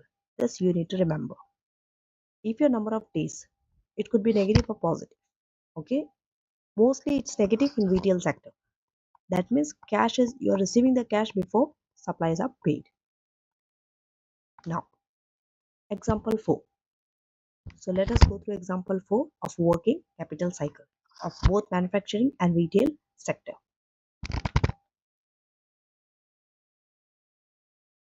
So if you see here, manufacturing has 120 days, retail only has 50. Receivable, manufacturing 50, retail nil. Payable, also manufacturing is higher than the retail, and working capital is positive for manufacturing and negative for retail. So you should be able to interpret. Okay, if you see the manufacturing, they have raw material, they have WIP and finish. Retail only have low level of finished goods. Okay, that's why they are having a lower inventory days. Whereas manufacturing have high. It's difficult for them to sell their inventory because they have raw material, WIP and finished good also. Manufacturer can sell their product on credit, but retail can sell goods only for cash. That's why it's nil. No receivable collection for retail. Both companies can buy their supplies on credit. That's why they have a payable payment date. So in this example, the manufacturing company needs 125 days of working capital before they receive any cash, but retail only needs 15 days of a free credit from their supplier. So a company's working cycle is normally funded. You can normally fund it by a bank overdraft because you need it for short term if the company does not have that surplus cash. Now, those were short term liquidity ratios. Now we have long term solvency ratios under liquidity. So, gearing ratio is one example. Your gearing ratio tells how your business is financed, how much debt and equity you are taking. Higher the debt, more riskier it is, and how sensitive your profits are. Okay, so these are the key ratios: gearing and interest cover. Now, first we'll go through gearing ratio. So this is your relationship between the equity and debt. So in equity, we have two types of equity: share capital and reserves. Gearing ratio can be calculated two ways. In your exam, you have to state which method you are using: debt over equity or debt divided by debt plus equity. Debt includes all your interest bearing borrowings, all those borrowings where interest is charged. For example, loan note, fixed rate, preference share, and all. As these alternative measures of gearing, you have to use the definition that is given in the question scenario. If the question specifically tells you it's debt over equity, you have to go by that only. Then there's no choice. Otherwise, you have a choice. Now, a company that is highly geared, we say they have more debt compared to their equity. Okay, so you see they will have preference share classified as liability, loans, long-term borrowings. Okay, and why it is highly risky? See, because on these loans you have to pay interest. You can't avoid it. But dividends you can avoid. Okay, whether you make the profit or not, you have to pay that interest. So high gearing, if you're having, you should see whether you have a stable profit and assets that gives suitable security. When your gearing increases, it could be due to these reasons. You have taken more debt by issuing loan note or obtaining a bank loan. Your equity has reduced. For example, your retained earnings fall because you are paying dividends now, or you have made a loss in the year. Your gearing could decrease because you are repaying your borrowings, which could reduce your working capital, or you are issuing shares, but not with a bonus issue. Okay? Now, when you're drawing conclusions from gearing ratio, you have to consider these things. First, the revaluation. Remember, when your assets are revalued in your financial position, equity will increase, gearing will decrease. Why equity will increase?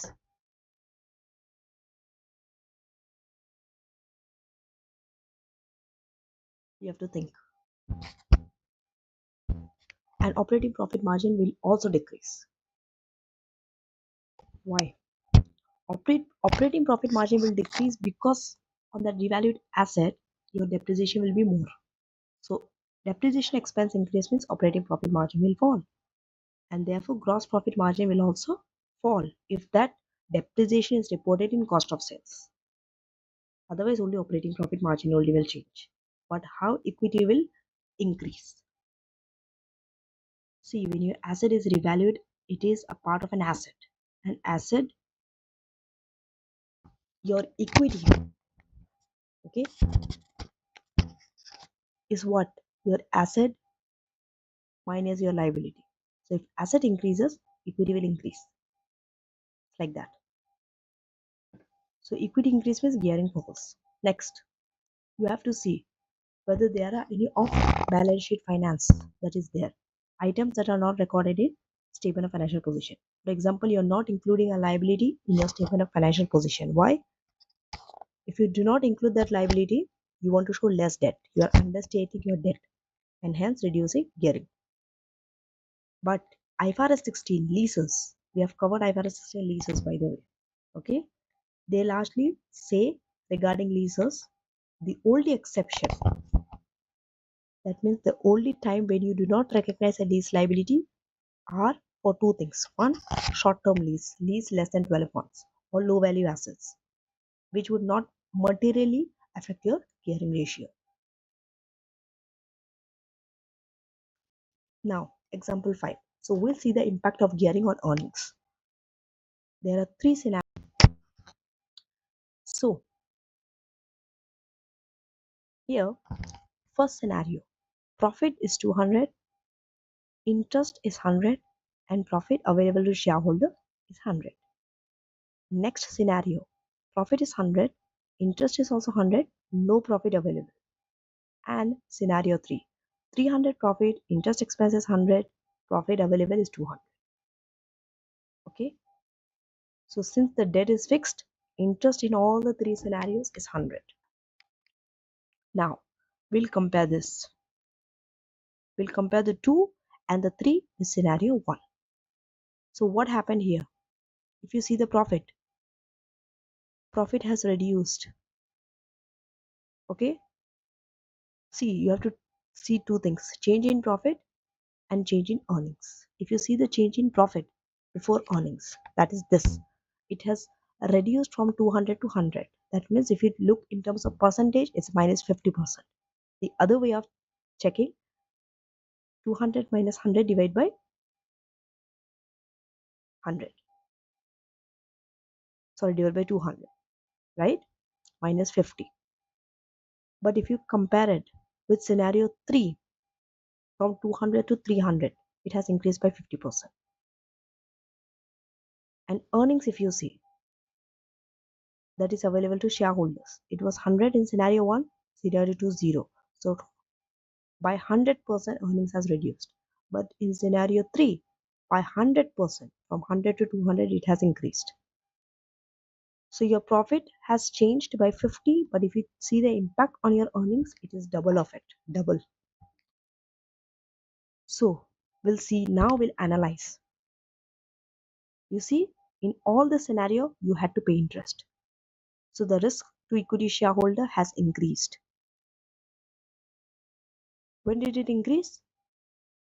Especially in scenario 2, when your profits have fallen down. If profit fall by 50%, your earnings will fall by 100% because there is no ordinary dividend. So equity shareholders will benefit from any increase in profit.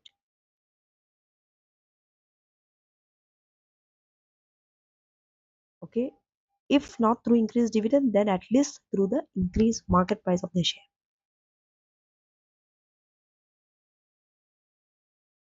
Now, interest cover. So after gearing, next ratio was interest cover. This is your ability to pay interest out of the profit. So profit before financing and income over interest expense. Remember, it is profit before financing, not after financing. So before you deduct your interest. Higher the ratio, better it is. That means company has a greater margin of safety. to service their debt. Interest cover usually more than 4 is considered safe and less than 2 is unsatisfactory. But again, it depends on the industry. Low interest cover needs stable profit and assets which offer suitable security for borrowings, for example, lands and buildings. Now, low interest cover means companies having some financial difficulty, okay, in financing their debt if the profits fall. See, profits increase, no issue of low interest cover. The problem comes when your profits keeps falling. It also indicates the shareholder that their dividends are at risk. They might not receive that dividend because before dividends, interest has to be paid, whether profits are earned or not. Interest cover will fall if your profit before financing and income tax falls, interest expense increases, there will be a less cause for concern if the reason for reduction in the profit is a one-off expense. Then you don't have to worry so much because it only happened once. But if it's a occurring thing, then you have to work on it.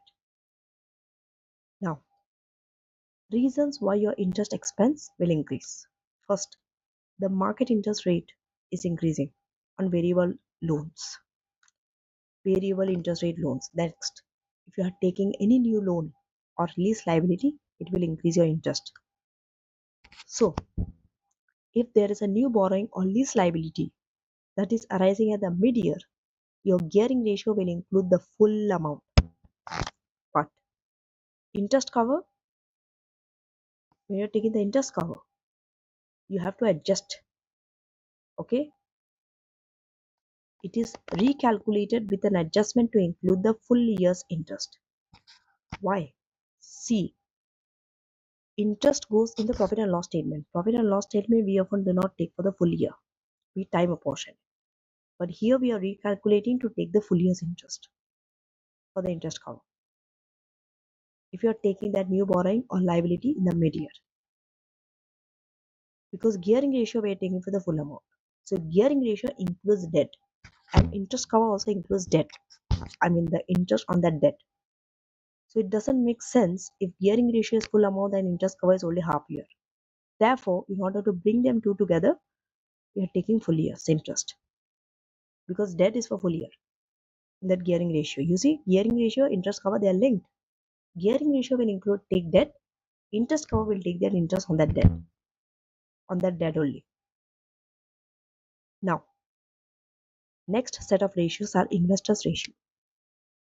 Okay, so investors ratio mostly are for the investors. For example, investors want to see the growth in their EPS.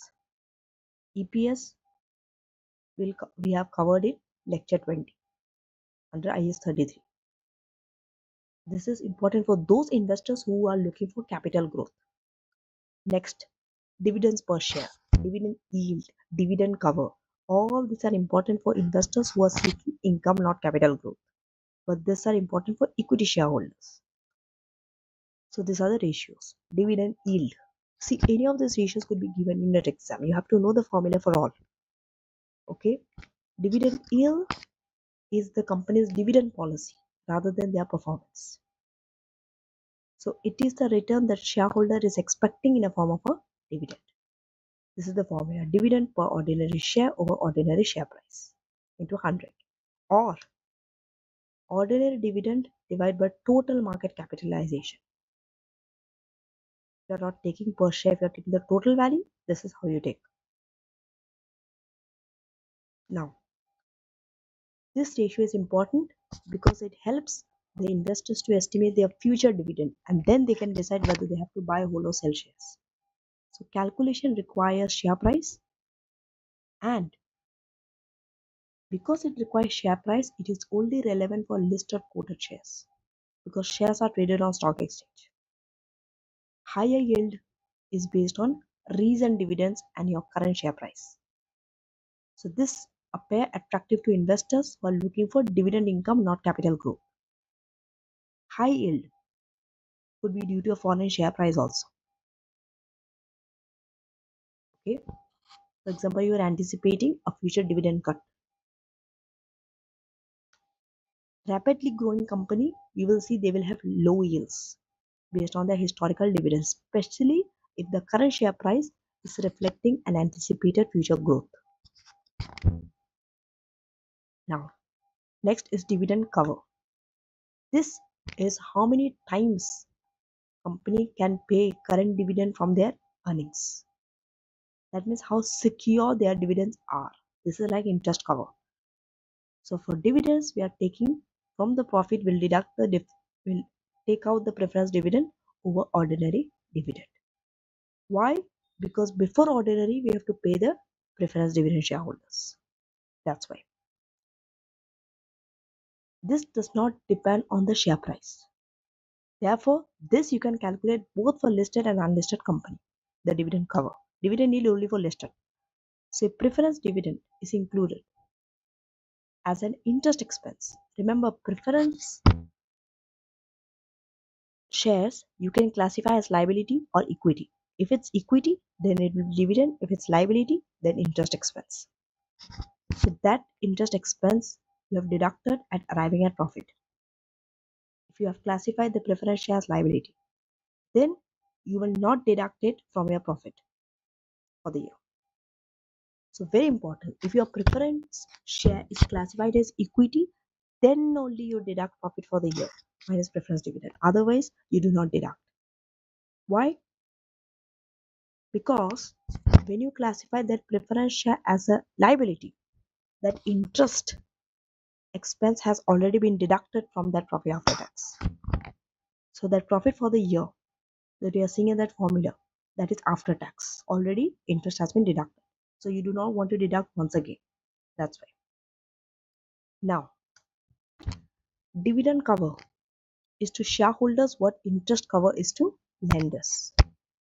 So it is a measure of your dividend security and profit retention. Ratio of 2 is sustainable, considered sustainable. Okay. So shareholders are rewarded with half of the profit available for distribution and half is retained in the business for future growth. If you're having a ratio below 1.5, it is not so good. That means company has distributed a large proportion of their earnings as dividends. It is unsustainable, especially if your profits are declining and you cannot maintain that dividend. Next is PE ratio. So this ratio indicates whether your price of the share is expensive, cheap, or accurate in terms of the current earnings investors are prepared to pay for. For individual share, this is how you calculate ordinary share price divided by EPS or total market capitalization divided by profit for the year minus preference dividend. As for the dividend yield, you need a share price. It also needs earnings. So EPS cannot be 0. Okay, let's say a current ratio of 8 means investors are willing to pay 8 for every one of their earnings per share. So P is also called price multiple. So you can interpret it like this. Company would need to maintain their current level of earnings for 8 years to pay back to the investor the current share price. Of course, a high P ratio, let's say 20, does not mean investors have to wait 20 years to get back their investment. Rather, they expect profit growth. Higher the P ratio, higher the investors expect a growth. Higher ratios are considered safe. So investors have to exercise caution when they are using the P ratio as earnings can be affected by choice of accounting policy. Okay. Now, your interpretation techniques. We have gone through all the ratios, we have covered it. So the most common scenario question is like this, where one entity you have to compare over the 2 periods. So here you might be given extracts from the financial statement of the same entity over 2 years. These are the things you have to consider. You have to see whether there are any developments or changes in that business within the 2 years.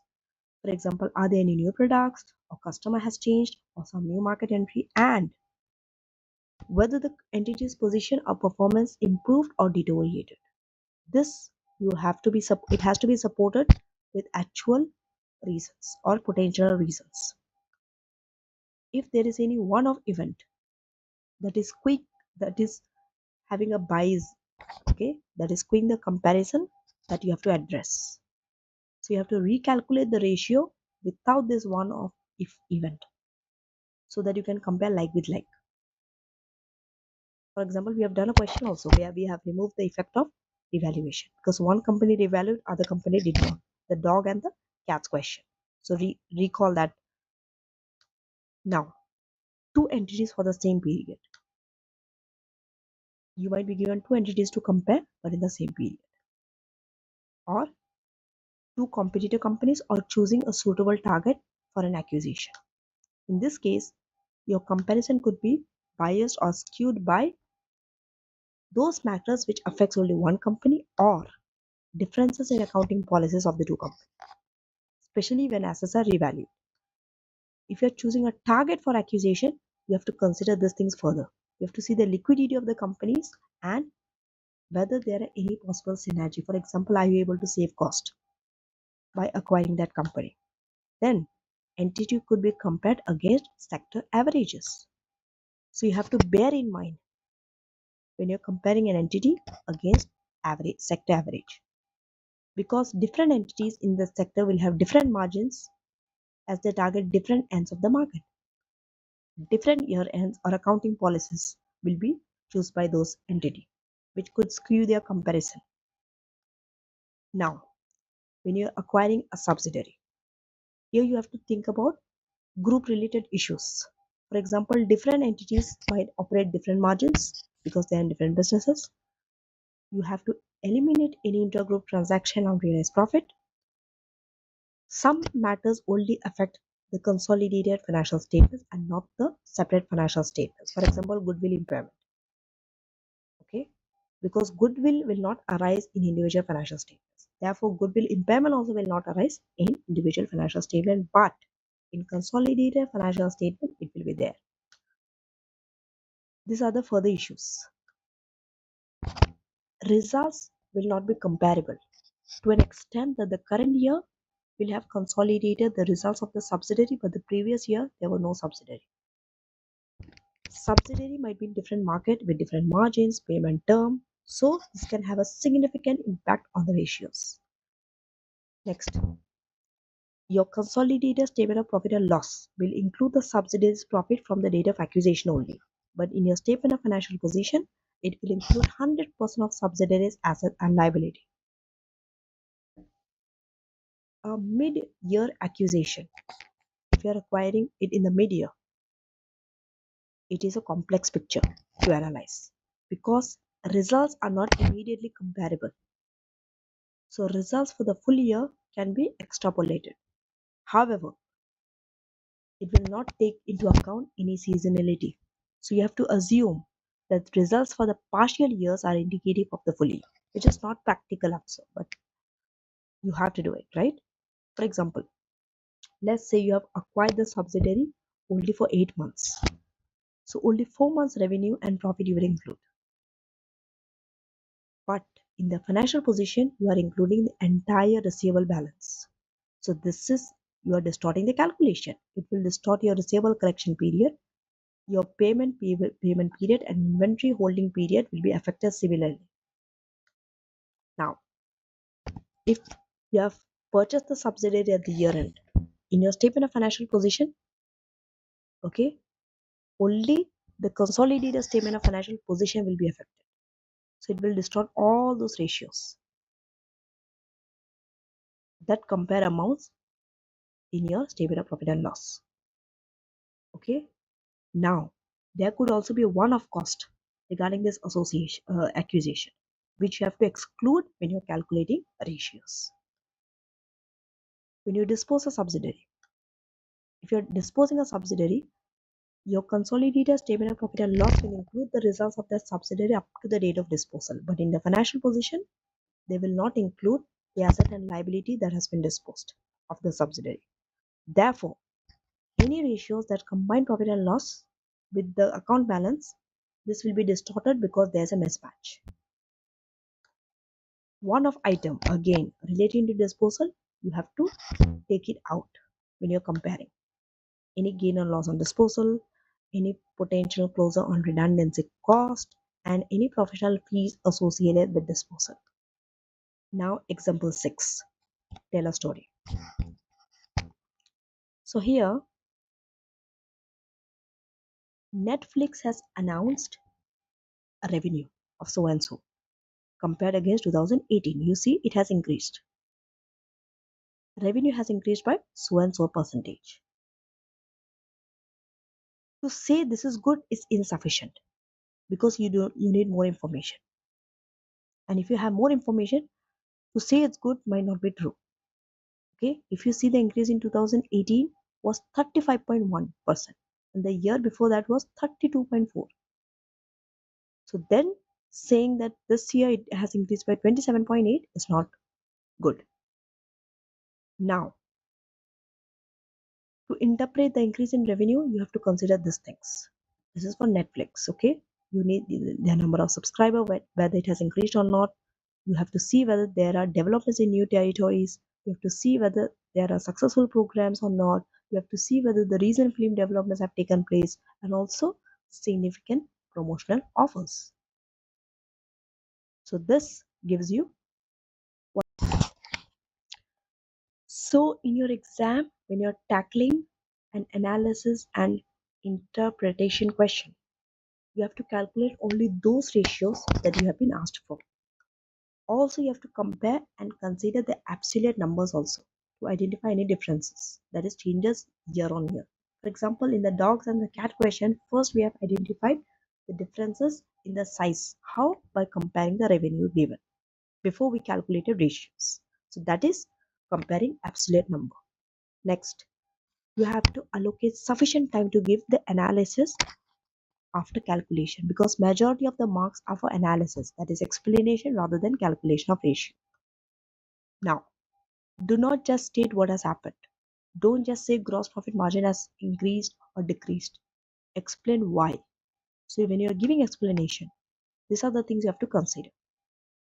See the impact of accounting policy. What accounting policies did they apply? Or the impact of business factor. We have gone through those business factor in the previous slides. Then try to link different pieces of information and see what they point towards. And think what may happen in the future. What may happen to the ratio in the future. Then indicate the need for further information if it's necessary. And be aware of the limitation of the ratio in that specific circumstance of the scenario. Example, the mismatch that in the statement of financial position they are taking full year and profit and loss they are taking only for specific months. That is a mismatch. So that you can refer. Now, as shown in the recent past exam question, majority of the marks are likely to be for specific relevant comment rather than just computation. So be careful. Now, activity 5. So in activity 5, it's about a Pingu group who is operating in fragrance and cosmetic industry. They have disposed one of their subsidiary, that is Seal, for cash 42. Seal manufactures jewelry and was sold because Pingu wants to exit this particular sector. So you have been given the extract for the 2 years. Okay, this is the profit and loss, and also the statement of financial position have been given. Now, these are the information. So as part of the sales, Pingu will receive an annual fee of 2 for the use of Seal brand. Annual fee is included in the Pingu's group revenue. These are the results obtained from the Seal's financial statement. Then, before the disposal, Seal used to use some property belonging to Pingu. So following the disposal, Pingu has moved into cosmetic division. Previously, cosmetic division has leased external facility for 2.5. They have leased for 10 years. To terminate the lease, they have to make a one-off payment of 3 million to the lessor, and it was recorded in operating expenses. Then 4. The Pingo have acquired the raw material from overseas. They have recorded foreign exchange gain of 3 million. Group has made a foreign exchange loss of 1 million. Both are in the operating expense. These are the key ratios. So these ratios have already been computed for you. Do not go back and check whether it's correct or not. Don't waste time. Gross profit, operating profit, these are the profitability ratio. Then interest cover, liquidity, inventory is efficiency ratio. So just compare briefly. If you see the gross profit margin, it has increased. Operating profit margin, it has increased. And interest cover, it has increased. Inventory holding period has decreased. So if you look at the ratio, all has improved overall. But just saying it has increased from 2006 by this and this percentage, it's not enough. Looking at reading all the information, all the 5 pieces of additional information, you should be able to analyze both the performance and the position. That is profit and loss statement and statement of financial position. And you should be able to compare.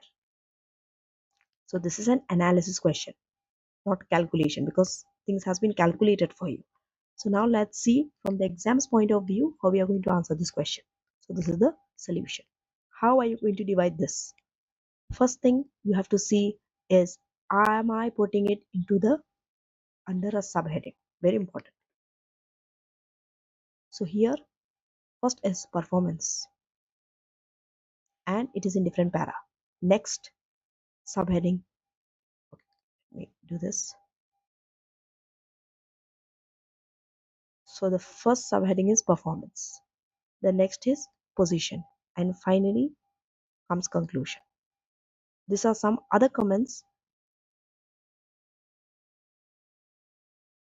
which will give you marks. We'll see that later. But first we'll go through performance. This also you have to divide into several paragraphs based on different performance ratio. Right? So if you see here,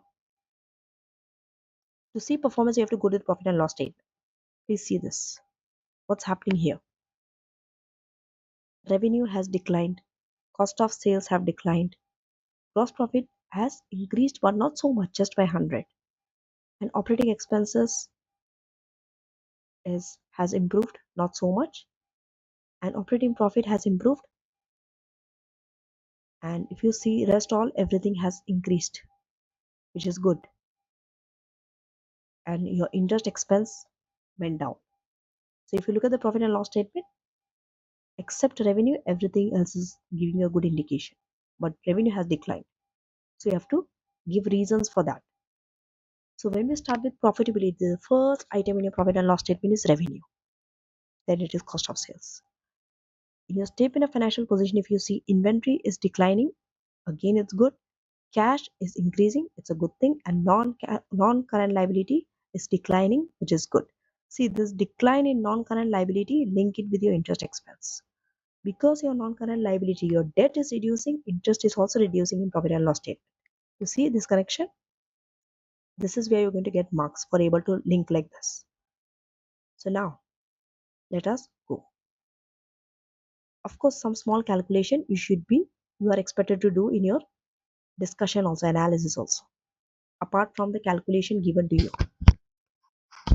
So if you see overall revenue, it has fallen. By how much? You can find the difference. It is not enough to just give this statement. Next, you will give the reason. This is the reason, mainly due to this or that. Revenue has fallen. Why? Because you have disposed seal. This piece of information you have taken from that case study. They told that you are disposing one of the subsidiary. Otherwise, how would you know that this revenue has fallen? So do not give general reasons that revenue has fallen because selling price has reduced, volume has reduced. No. In this case, this question, revenue has fallen because you have disposed a subsidiary. So the earlier the revenue that you would have got from that subsidiary, now you're not getting. That's why. If you see the revenue from it, so next piece is how much is the revenue from this subsidiary. It has contributed 36 million to revenue in 2006 but none in 2007. We'll see this 36. How do you know that 36? you should be able to link. You have been given note 2. In note 2, this is the sales individual statements. So if you see the sales individual revenue, in 2006 it is 36, but in 2007 it is 39. So they have been getting this 36. Now they are not getting that because they have been disposed. Okay. Next.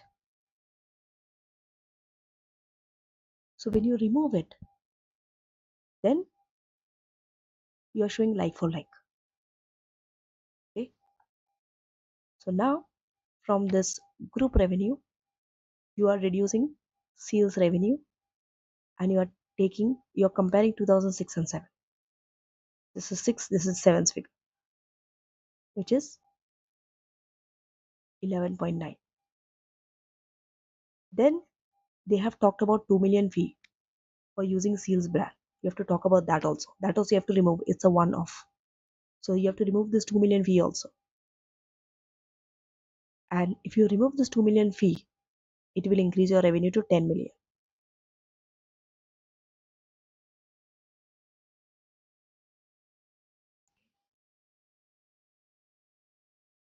Just see.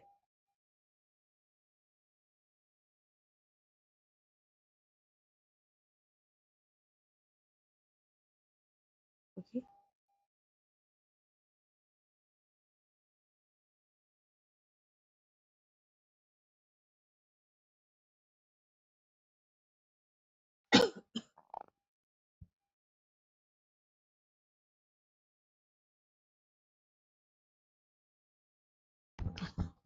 Now,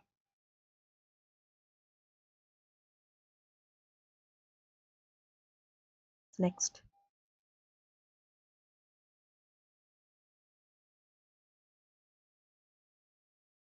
See now, this revenue was 11.5, 11.9, right?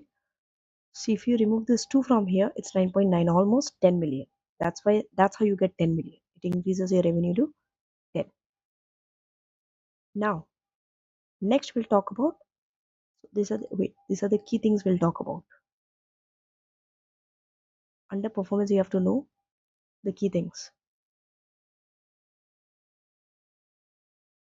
Overall revenue, then you have to remove the sales revenue, and then you have to remove the 2 million fee.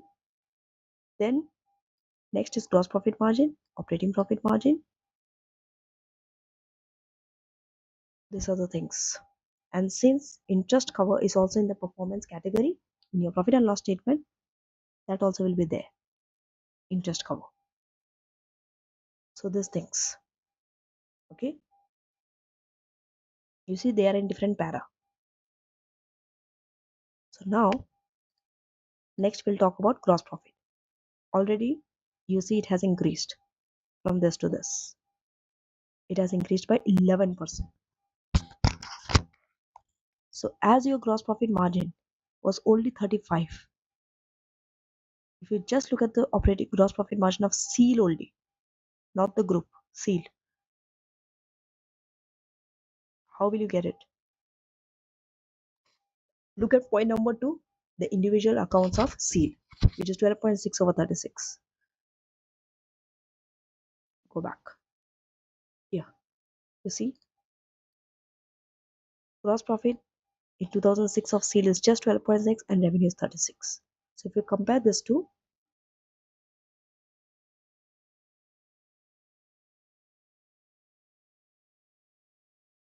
it is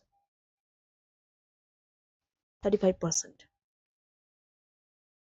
So all the small things you have to take care of. This, okay, so it's 35%. Okay, so if you just look at the gross profit margin of C is 35, which is very huge. If you look at the overall gross profit margin of the group, if you compare the 1% increase, 35% just from seal.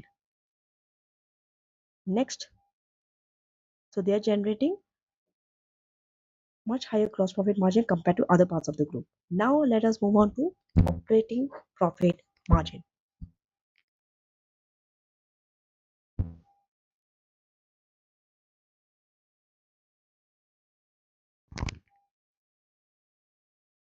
So operating profit margin has increased by 6.5, but it's less than the increase in gross profit. Operating expense, the minute you talk about operating profit margin, talk about expenses also. It is linked. This has decreased by 10%. Okay.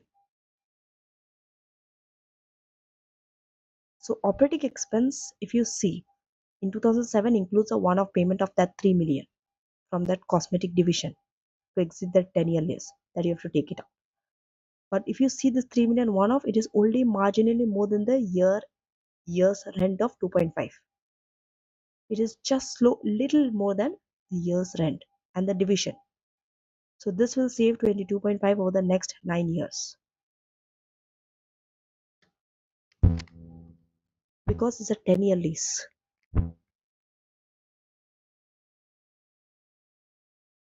So if you take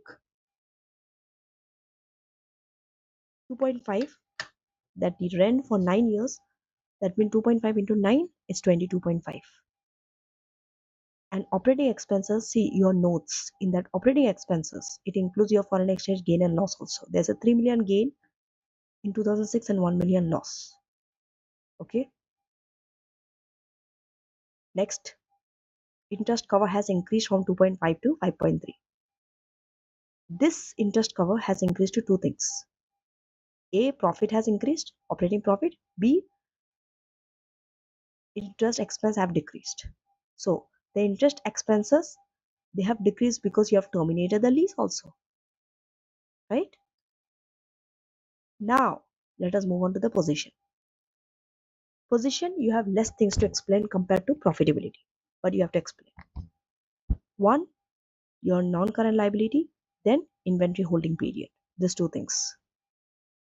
So your non-current liability has decreased due to two things. One, because you have removed the lease liability for the cosmetic, and some of the non-current liability you have paid off by selling the subsidiary.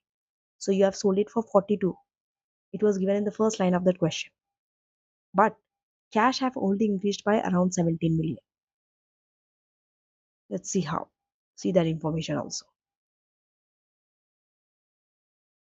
So if you see here, you see this is the cash that you have sold for. But if you see the cash here, 14.6 and 31.4, how much it has reduced?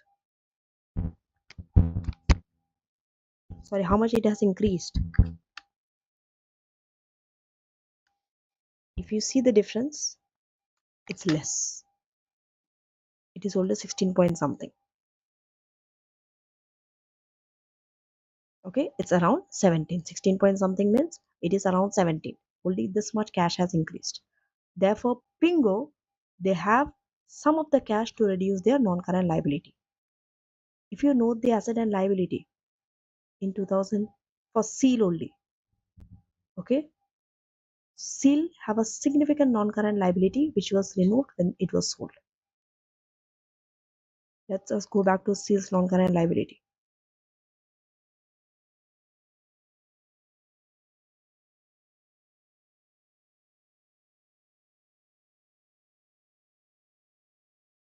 So from 61, it has reduced to 42.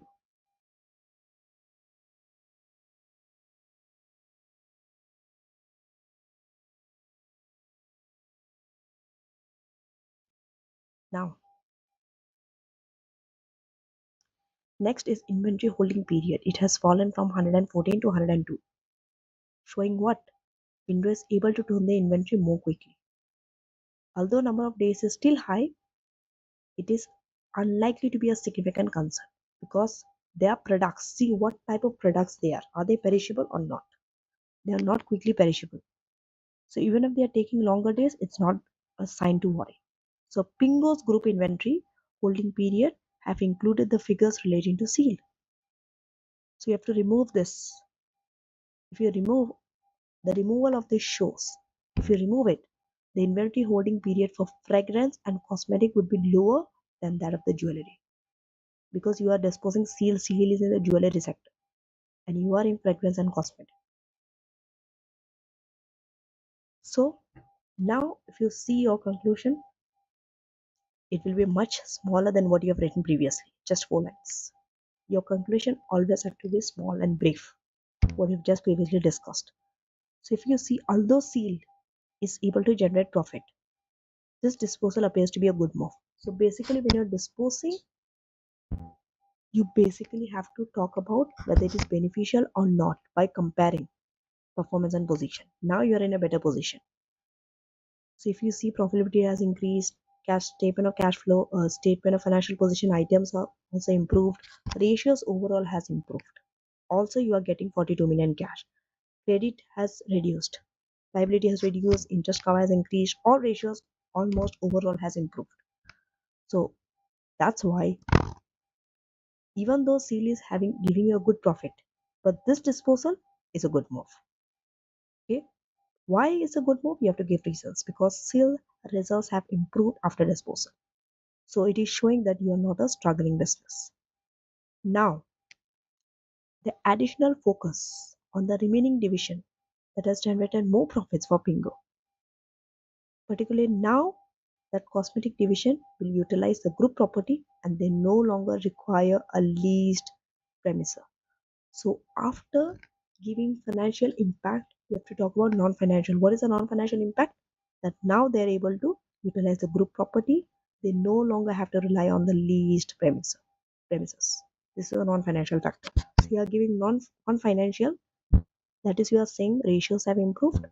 They are not struggling business. On the other hand, you are giving a non-financial, that they no longer have to rely on leased premises. This is the way to give a full uh, overall conclusion. You're giving both the sides, not just financial reasons. Then these are some other comments that examiner has given, that if you include, will be given marks, not included in the main answer. So if you include this 2 million income from seal with no cost of sale, okay, with no cost of sale will have increased the gross profit margin. So even if you remove this, okay, it reduces it to 50.6%.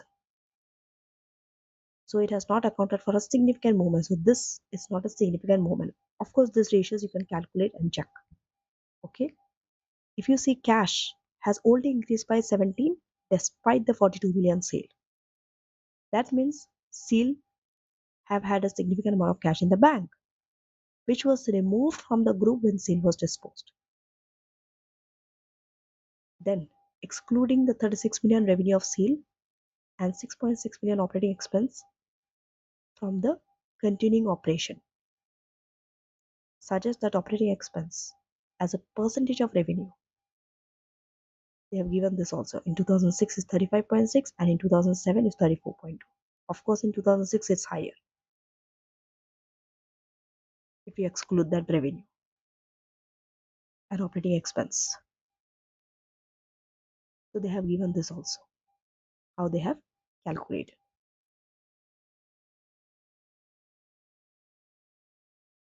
Now, on a like-for-like basis, along with the improvement in gross profit, suggests a better financial performance for Pingo without seal.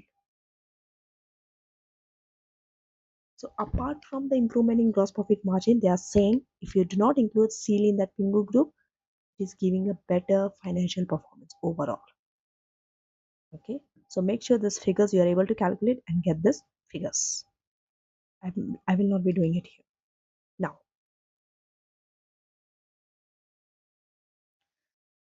it is of fundamental importance to have noted that the disposal was on the first day of the year.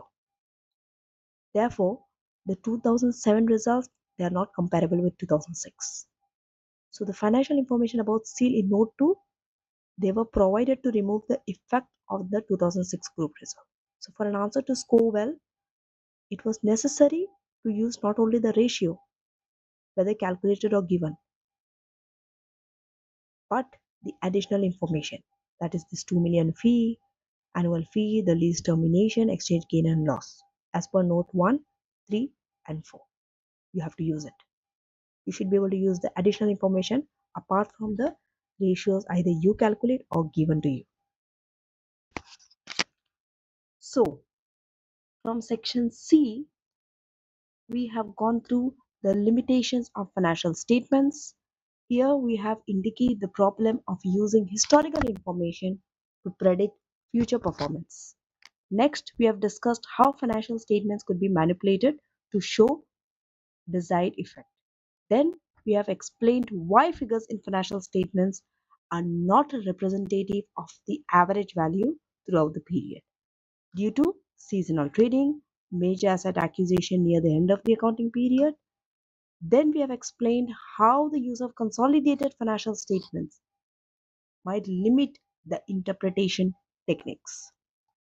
Then section 2, that is in the calculation of your ratios. We have defined the ratios. Then we have explained the aspects of the performance that specific ratios are intended to assess. Then we have analyzed and interpret the ratio. And we have compared them with the prior year, another similar entity or industry average ratio. Then we have interpreted the financial statement together with the statement of cash flow. And we have discussed the use of current value affecting the interpretation of financial statements and how this would compare using historical cost. Then we have indicate non-financial information along with financial information. Then limitation of interpretation techniques. So we have discussed the limitation of using ratio. Then we have discussed the effect of changes in accounting policies. And not-for-profit sector, we have explained the value for money, the 3 E's, and how it is different from the profit-oriented sector regarding objective reporting requirements and aims. Now, let us summarize the lecture. So, the objective of financial reporting is to give information to the external user. Ratios are the tool to help to analyze. So, mostly we get trends and weaknesses through ratios, which helps to compare over time and between companies. If you choose the accounting policy, your choice of accounting policy can affect the view that you are presenting to the user.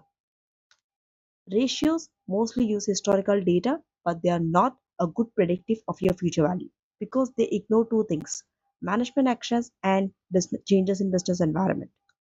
Background information has to be used when you are analyzing the business because it will help you to explain the changes or the trend. Ratios do not give answers, rather, they focus where your attention has to be. Performance ratio calculates return on capital employed, profitability margins, and use of your assets. And there's a trade-off that exists between the margin and the asset turnover. Low margin normally for food retailer have high asset turnover. Short-term liquidity ratios like quick ratio or asset test ratio sees the company's ability to meet their debt when it's due. Working capital ratios are indicators of the effectiveness of the managers. Okay, the most profitable is when you are able to minimize your level of working capital. Now, not all organizations are concerned with profit. For example, not for profit and public sector are concerned with giving service. When you're analyzing a group information, it often hides many issues that a single entity might not be able to hide. Now, these are the technical articles that you have to read for this lecture. Financial statements interpretation, how to improve your answer to FR interpretation exam technique, tell me a story. Now, thank you for watching and I shall see you in the last lecture, that is lecture 28, IES 7, that is a statement of cash flow. That also will help you to analyze an entity. So thank you and make sure that you do questions on analysis and interpretation and you are able to calculate all the ratios. Not only calculate, you're able to explain as well. So thank you for watching.